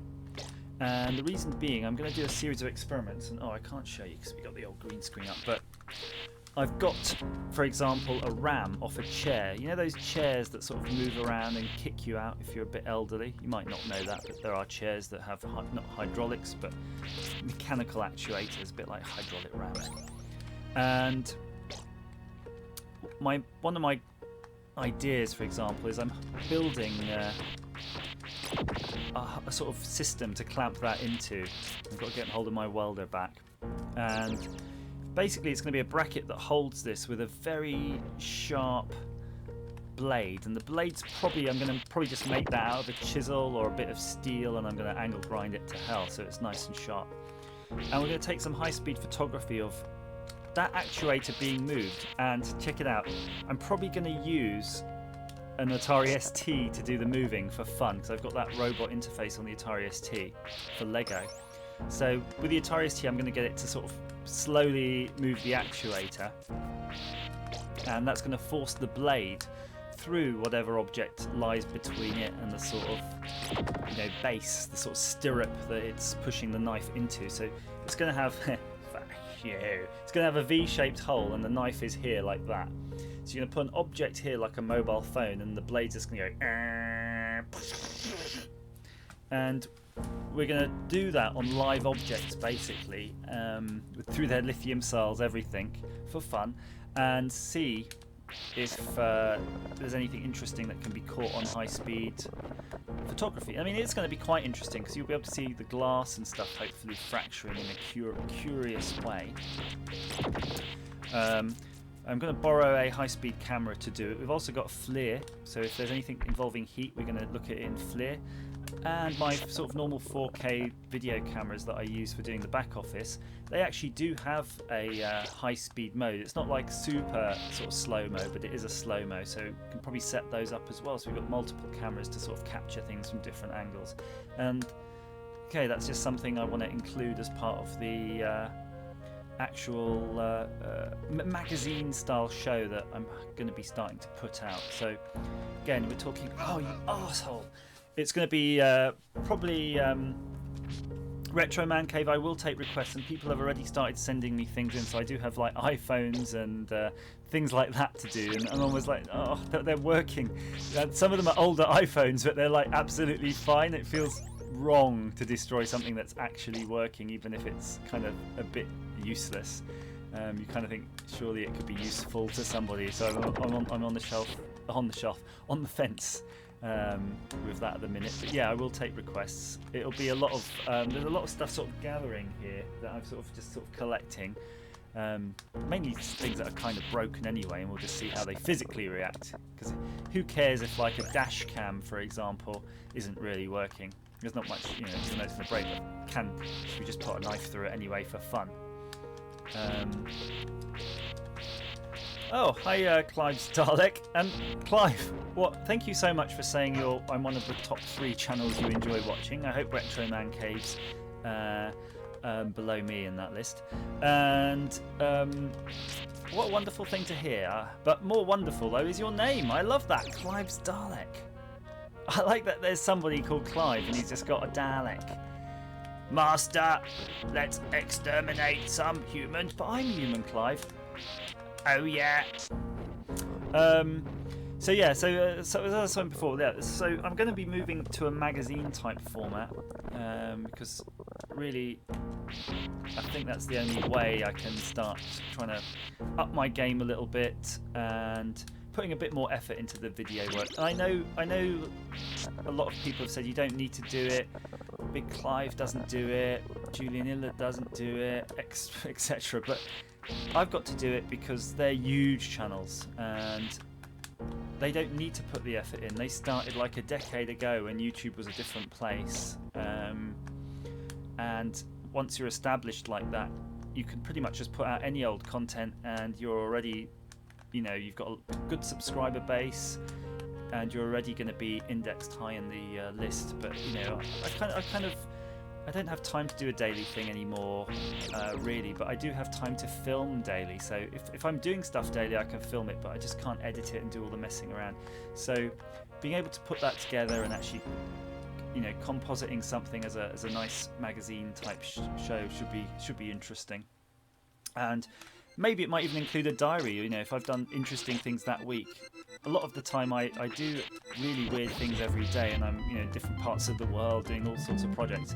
It might be nice to have to, I know a lot of it's work, so I can't talk too much about it, but it would be interesting to have, you know, Monday, I did this was the observation, this is what I learned. And, you know, you can put that into practice then when we do our teardown or destructo segment on each one. And maybe there might even be a little bit of gameplay, you know, maybe a little retro thing, what latest game I've discovered, and again, just a few maybe moments of me playing it, not me like this where we're doing a long play, but actually just, you know, I play Castlevania and then while I'm talking you see me playing a bit of Castlevania. This is not pretty standard way of doing it. See what sticks, see what you enjoy or what I enjoy making, or will work something. And if it doesn't work, doesn't matter. We'll just do this sort of video. But I do suggest having a look at Retro Man Cave if you haven't. It's he's doing it good. You're doing it good, sir. That's really nicely presented content.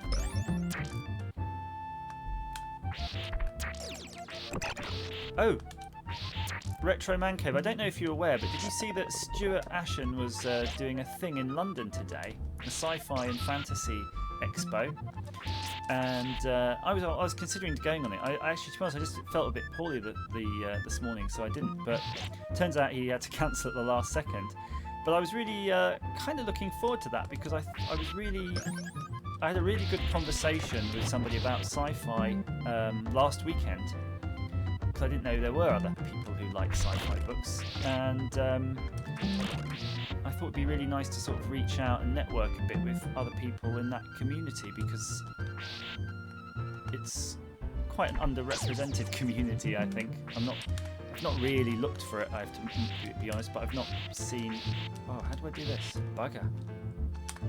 Oh, you got to be brave with that one.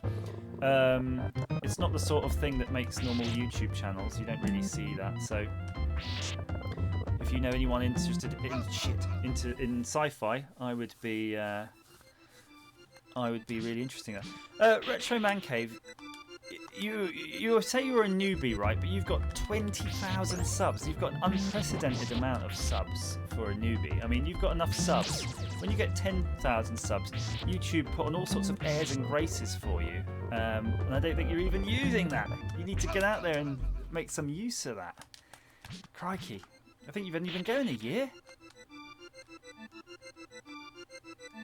I don't know how long I've been going. Must be a couple of years at least. I mean, I say daily video, and I'm really almost at the 1,000 mark, which is what I set myself as the kind of this year's target to reach before shifting to a new format. But just shy of 3 years, it seems. I think the Norbreck Hotel was fine. There was nothing wrong with that. There was nothing wrong with that. Peter, come on. I tell you what, I swear, I'm going to show you. And I should have, Peter, if you asked, I've got loads more footage to borrow. I think you're done with that expo videos anyway. But I have footage from my room, and it was absolutely fine. And it had like a brand new bathroom suite, everything. It was gorgeous. So I think it's kind of amusing that there's these sort of, is it dichotomy of good rooms and shit rooms? It really just depends. It's like a lucky dip, but they don't seem to care. I mean, your room, I'm sure, must have been provided by the event, right? And I'm going to allow your swearing, Nostalgia Nerd, in my thing, because my moderation filter is blocking you. So your room, I think, must have been provided by the actual event, but the fact that they'd have got you a shitty room is just the icing on the cake. It really is. Oh no, piss off, bloody raven thing. Ah, there we go. But I do miss. I kind of miss this. You know, it's a week ago now but I kind of miss it because it was a lot of fun, and it was nice seeing a lot of people who do the same sort of thing and think the same way. And I know there is there's a sort of gaming community, but I think there is the subset which is the sort of YouTube community, and it is quite small. And I've gone to YouTube and had this discussion because they're always trying to build community, but they don't really put as much effort in the UK as they do abroad, it seems. Oh no, stay here. Yeah, it's a squiddly diddly monster now. So most YouTubers are really, it's a hobby. I mean, you can be a full-time YouTuber, but there's still a big hobby element. I mean, well, I suppose we could think of it as a small business. But yeah, if you think of the whole country, how many people actually do it? It's a tiny amount.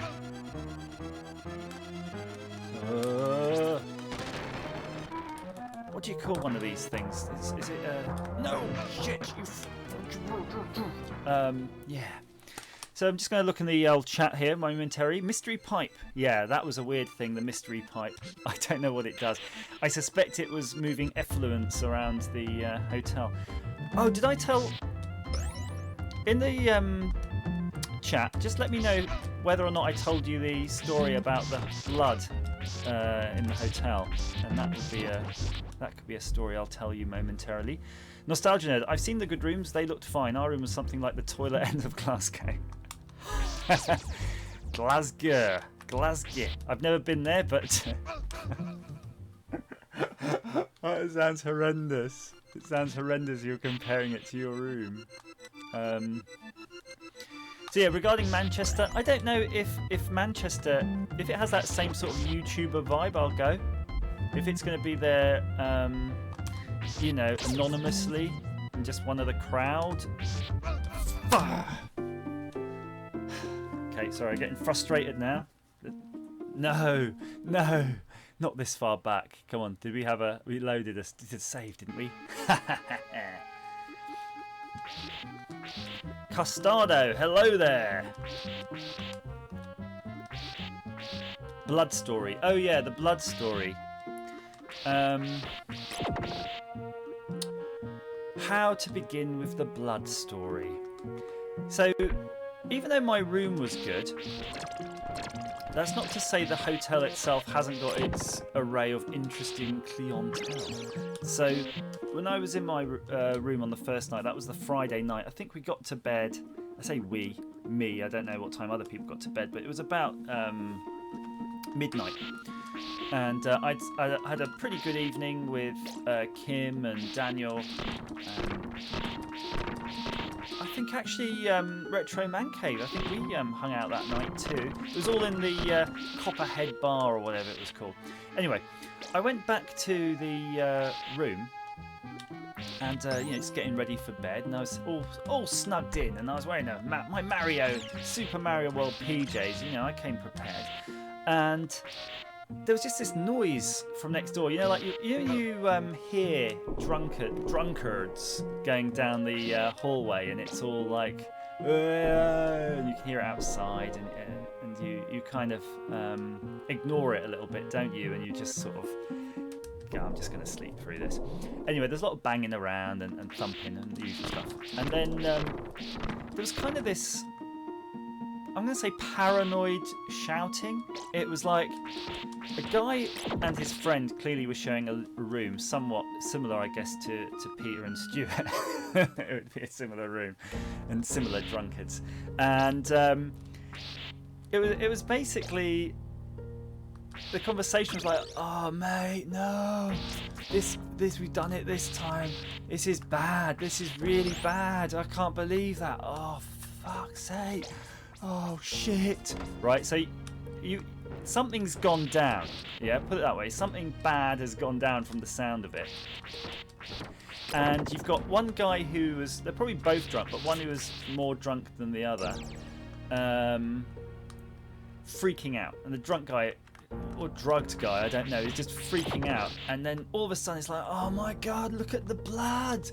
He's like, the blood, all this, like that. You know, and the guy's like, don't worry, we'll wash it off. And then I could hear them in the bathroom running the taps. Oh my god. And there's all this freaking out, and they're making noise. And then I can hear a member of staff sort of talking to him and saying, look lads, you've got to be quiet. There's other people trying to yeah, probably Ian Stewart, trying to sleep. And then there's more of that freaking and screaming. And then the guy, you can hear him has exited the room because he's now paranoid from the room and the blood or whatever. And now he's freaking out. And then some woman's confronted him in the hallway. So I can hear now this woman from up north, which is fantastically scary. Because he's like, you gotta pick it in now, you bastard. And they thought they were going to have a fight. And anyway, whatever, I fell asleep. I just had enough. I was eating my mochi, you know, I just fell asleep. But the next morning, I got up nice and early and did all the running around the show and whatever. And sort of went back, you know, mid-morning for a little mid-morning, I don't know, poo or something. I don't know why you go back to your room mid-morning, get a new camera battery. And the hotel cleaning staff had all these sheets for all the beds out. You know, they've just sort of turned down the beds and they've got the dirty sheets in the corridor to be picked up. And to be fair to the guy, there was shitloads of blood. I mean, it was bed sheets that were absolutely covered in blood. So I don't know what went on. I mean, could they have really like just beat somebody up in the hotel, murdered somebody?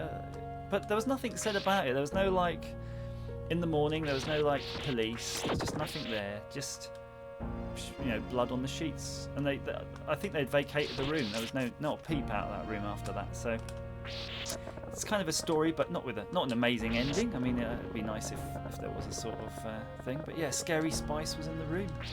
And that was on the Friday night, so I suspect the room that Stuart and Peter had could well have been that room.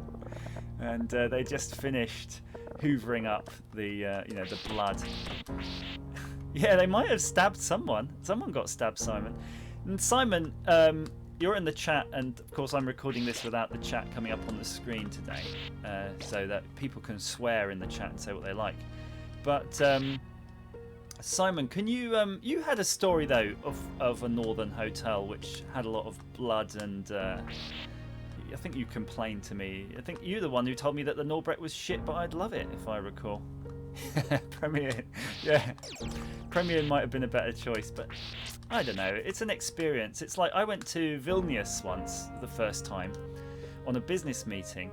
And rather than just take the, do you want to stay in this Sheraton? I was like, nope, I'm going to arrange my own room. And I booked an Airbnb.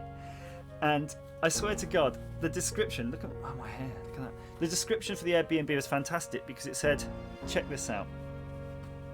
The description was, go to, the corner of such and such a street, yeah?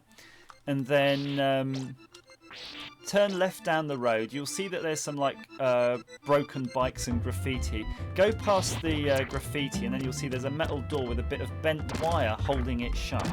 Unbend the wire, walk through, and then you can just let yourself into the place. Don't worry, it's not locked.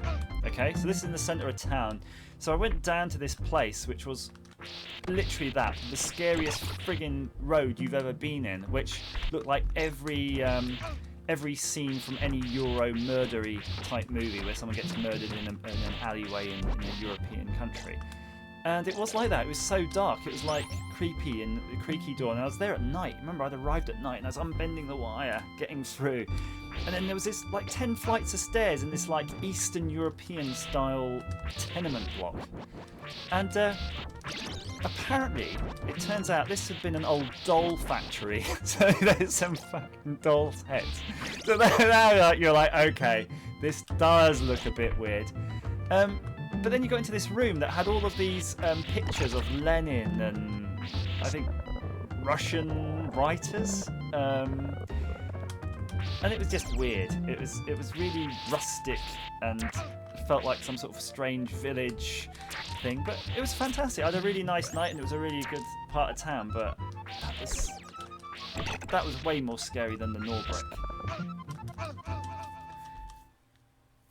No, this is the Northern Russia type Vilnius. This isn't a UK Vilnius.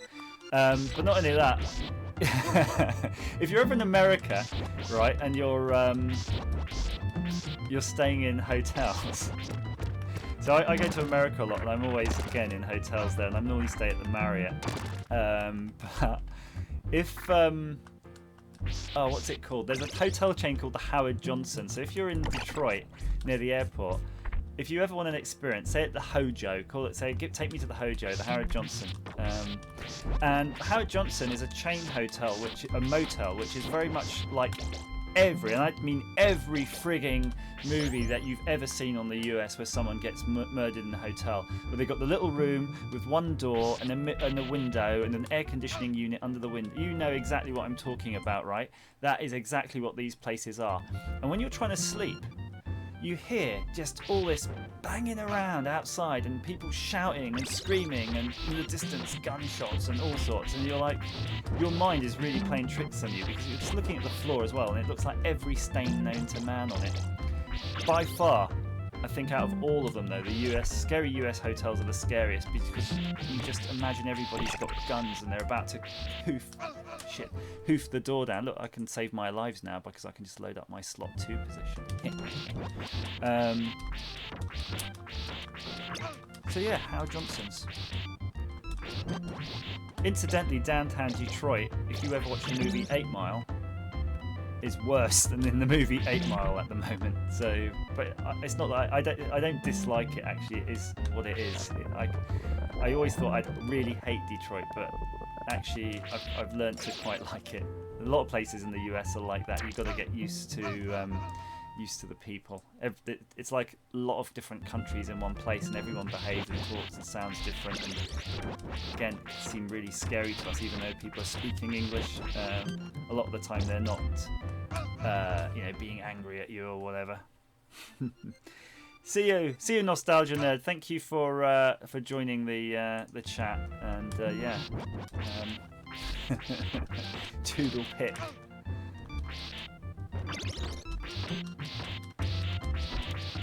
The weird one that surprised me though was in New York, because I thought from when you watch TV shows, you kind of see, hey buddy, screw you buddy, all this sort of stuff. But I didn't get that at all when I was there. So I'm doing really badly, by the way, aren't I, in this? I'm just not concentrating. Those squiddly diddly monsters are spitting their spittle on me, knocking me off.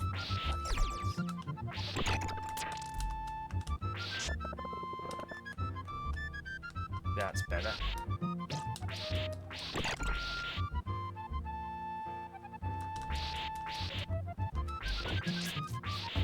Simon, I missed your story totally because I've been trying to concentrate, but I'm going to go back through the chat buffer and read it.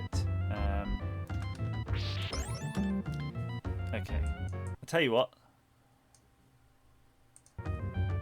Let's review the chat right now. I think there's a way I can actually pop it out. Look at that. There's a pop out chat.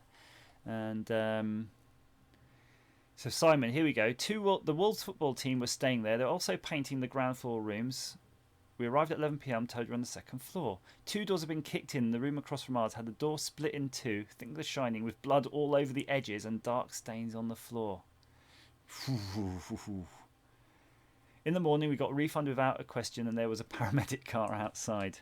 So, lots of fun and frolics to be had on that evening. Crikey. So Renee's shared a Discord thing with me. I'm going to try to have a look at that. Okay, I'm going to click a button.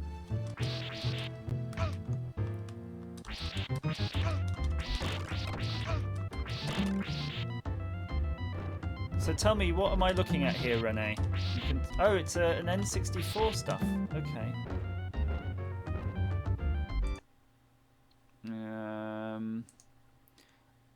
Download, please. Okay, it's preparing a download, apparently.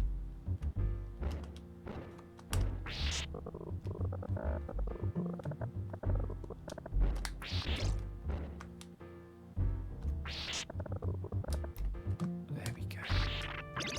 Oh, balls. No. It's zipping. Google is zipping one file. So that file you've sent me, Google is now zipping it, apparently.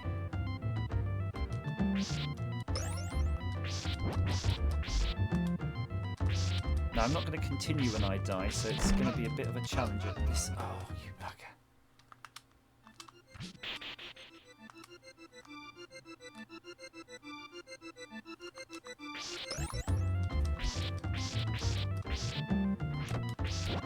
Got ya.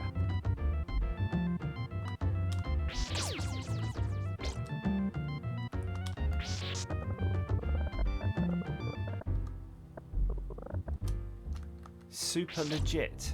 Okay, we'll try super legit. Saving. I'm running a save now.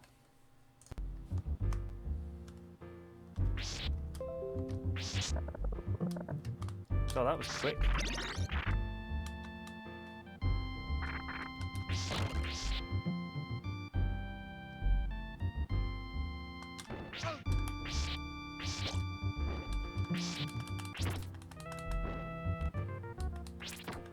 Die.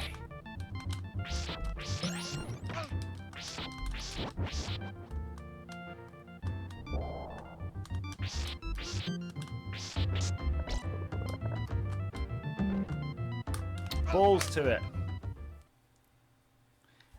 Right, that's it. Let's have a look at this download here.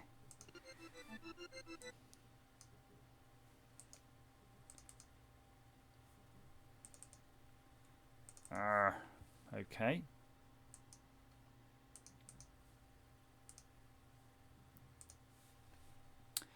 So we've got some N64 action here, apparently.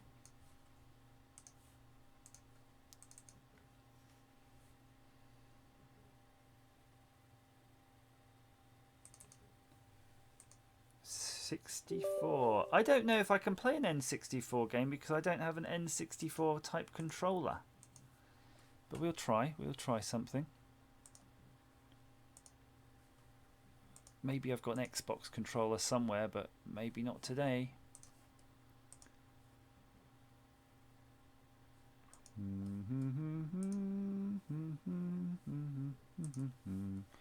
Right, let's do it. Bruce Lee on the N64.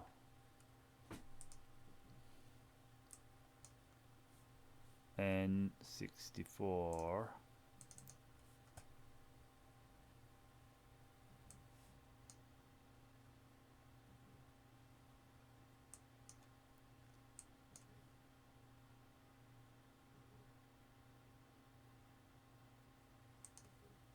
Is Bristol really the home of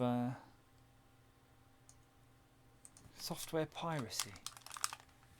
Okay, well that's no good. And then there seems I don't know how do I do it. So Renee, you gotta tell me what to do on that. But in the meantime, I think I'm going to play a little bit of Bruce Lee on the Commodore 64. We'll go back to a bit of Commodore 64 because it's been requested.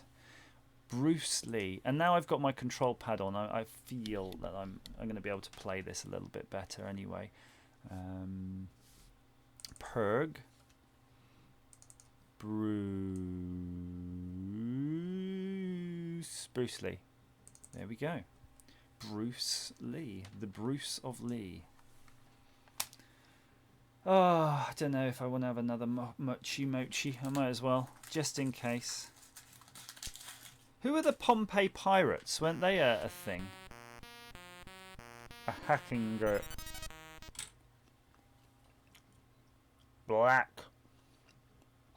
Squid Ink.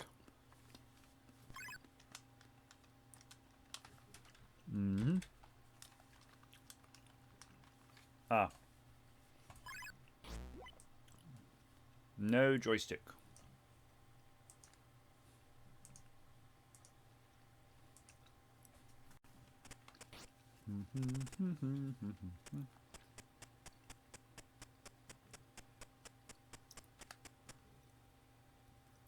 Right. Let's do this.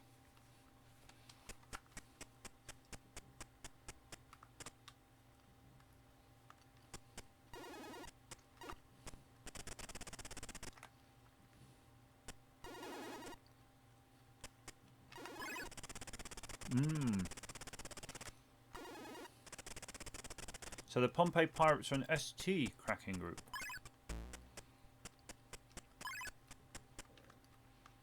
I wonder which is the best cracking group was. They were cracking group battles, weren't they? Who could crack it the fastest?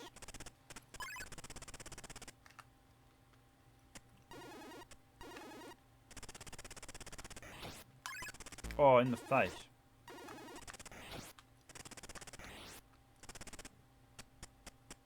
I do like Bruce Lee's gloves in this. They're pretty swish.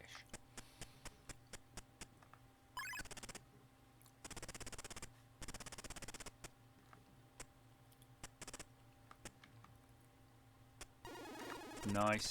Look at that. This game's a bit of a puzzle game, isn't it, Bruce Lee? It's not really a fighting game. I'm not even sure you can die from fighting. I think you get knocked out, but I don't think you die.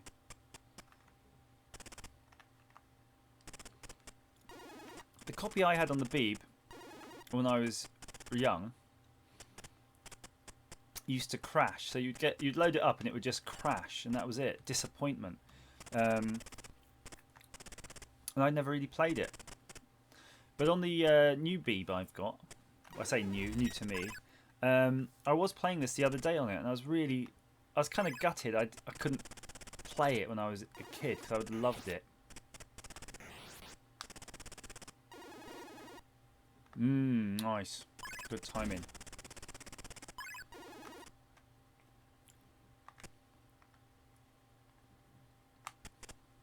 Oh, nicely done. Oh. Oh, you wanker. Yeah. Take it in the face. Ho ho!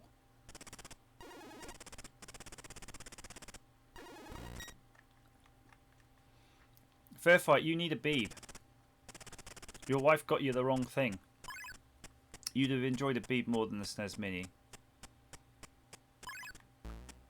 Sorry, I was reading the chat, not what I was doing. Oh. I've got, I want to try this. Does this have a Spectrum port? I want to try that on my Spectrum. Oh, balls. I think I'm screwed now. No. Evil.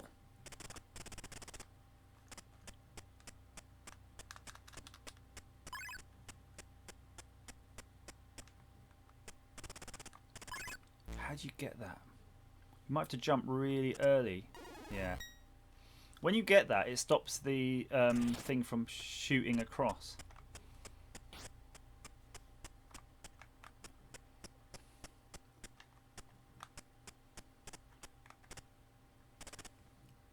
Oh, you cock. So I'm going to look at the Specky port then, if that's the case.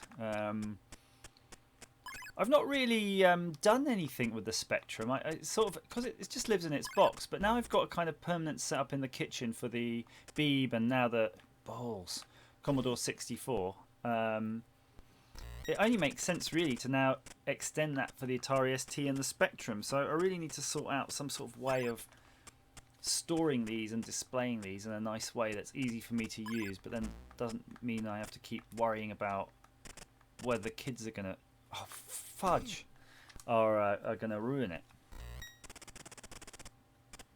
How is this so difficult? I don't think I've actually ever got past this screen. I mean, what point do I have to jump? There we go.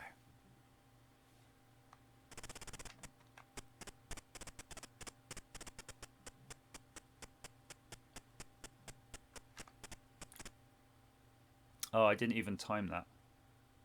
Whew, lucky. Now that looks like something if you jump on it you're going to die. Oh, piss off. No, no, no, no, no, no, no. Oh, nice.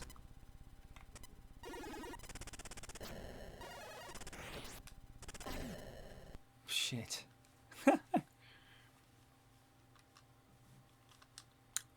Okay. Right, there's a bit of something in the Discord.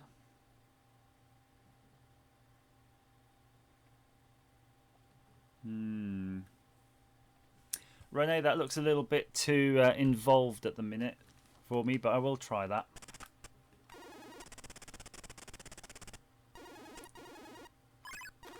We're going for the speed run now.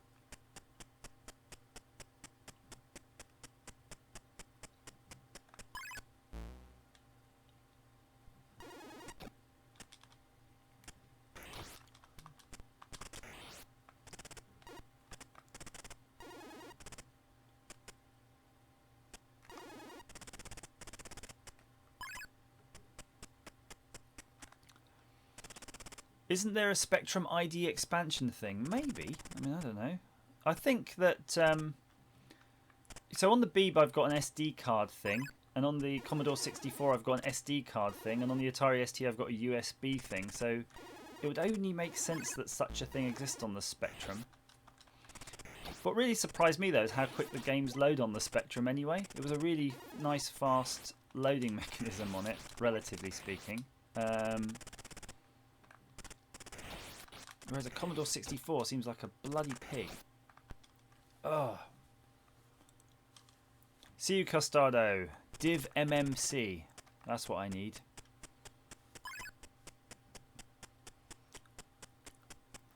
And I'm guessing all the Spectrum accessories are compatible with each other, so I think I've got a +2. The one which was done by Amstrad with a tape player on it. And really annoyingly, I actually wanted a CPC. That's actually what I want. And I blew my budget on a +2. Although, to be fair, I think I paid 17 quid for the +2, which was crazy cheap. I felt really bad going over. I don't know, it was on Gumtree or eBay or wherever I got it. And I remember handing the guy the money and I was like, wow, that seems low. But then, to be fair, and it was boxed, by the way, with games and joystick and everything. To be fair, if you're selling stuff on eBay, don't put collection only. If you want people to be able to buy your bloody tat and pay you an okay amount, just say you're going to post it. That's really, really sort of bizarre. And I've seen that before. It's like I've seen things like PPCs going really cheap for the same reason, where people are refusing to post it and they live in like Dorset or something. Who's going to Dorset for one? No one. That's who. Nice.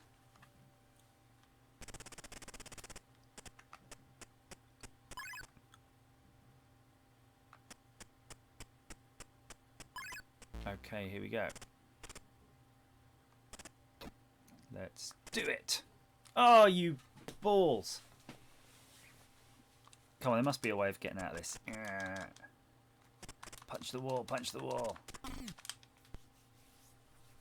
Why is the guy green as well? That's what I want to know. Is it like Blanca from Street Fighter's chasing you?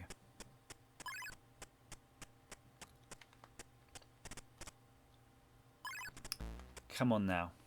How about here? I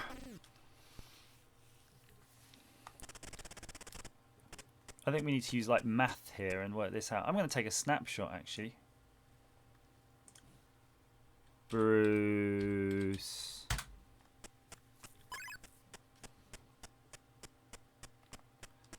Let's do it scientifically. So I'm right on the edge now. Right on the edge doesn't work.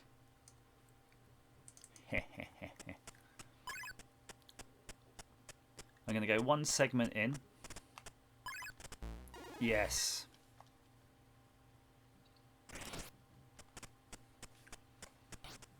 Oh, you're giving me loads of instructions now. You really want me to try that thing out. Okay, after Bruce Lee, I promise. No, you bastard. All right, let's do it. See you, Fair Fight. Thanks for joining, sir. Right, so... what was it called again? 64...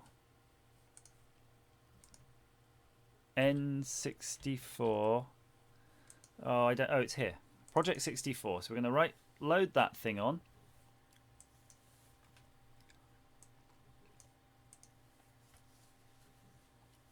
File, open ROM. I'm guessing you got to put in the options, settings, and then unchecked hide advanced settings. Okay. Click the OK button. Right, and then do the options, settings again, and more options should be available. And then click ROM settings. And then go to ROM settings, memory size 8 megabytes, counter some... Oh, crikey. I'm not seeing any of those things. Oh, load the ROM first. So I'm going to load up the ROM first, which I'm guessing is this Super Mario one. And then I'm going to go to option, settings.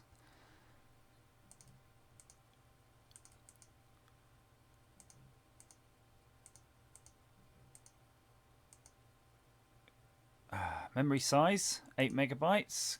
Counter factor 1. And then what? Hey, Mario. Okay, so we've got something. Hello.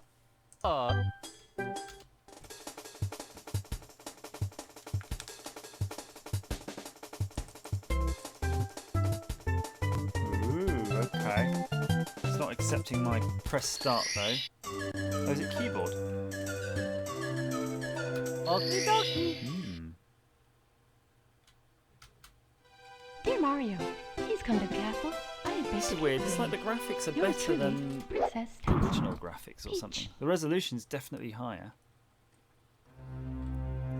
That implies it was using a proper, 3D system.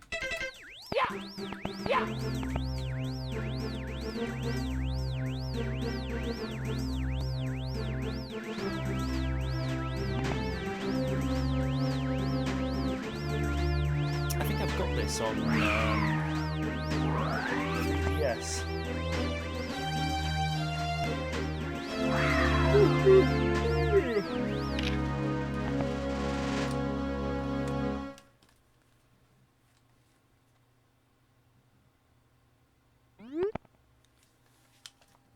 Okay.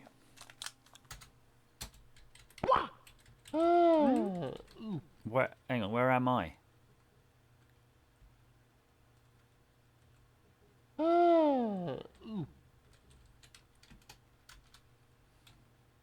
This is weird. I'm not sure what I'm looking at. Is it some sort of first-person view?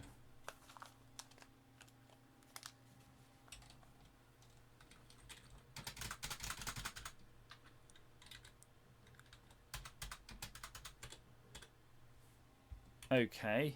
Odd.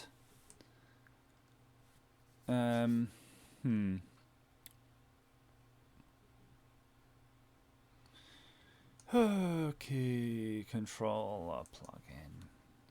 Up, left, right, down, start, A, B, left trigger, right trigger.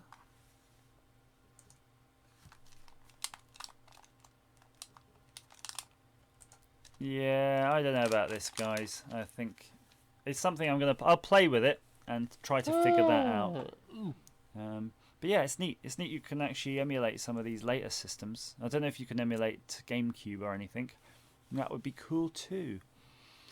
So, yeah, it's a pissed Mario. He's a drunk Mario.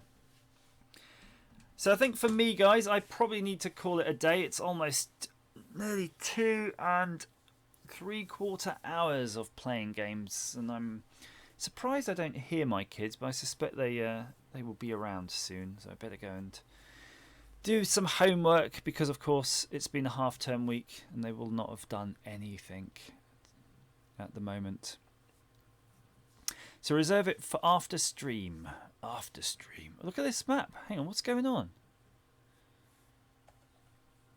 Just before I go away, I think I will just look at this thing. This is freaky, isn't it? This is a weird thing. I don't know what's going on there, but it's definitely interested. But yeah, I would quite like to play some GameCube games at some point because I've not. Oh, it's just crashed.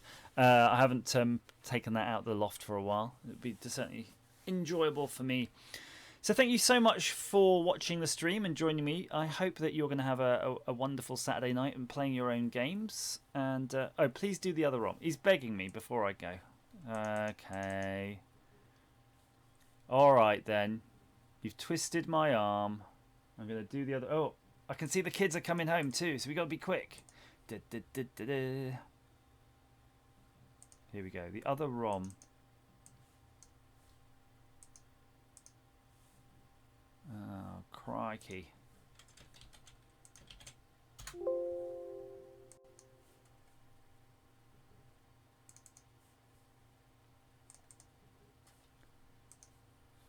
Okay.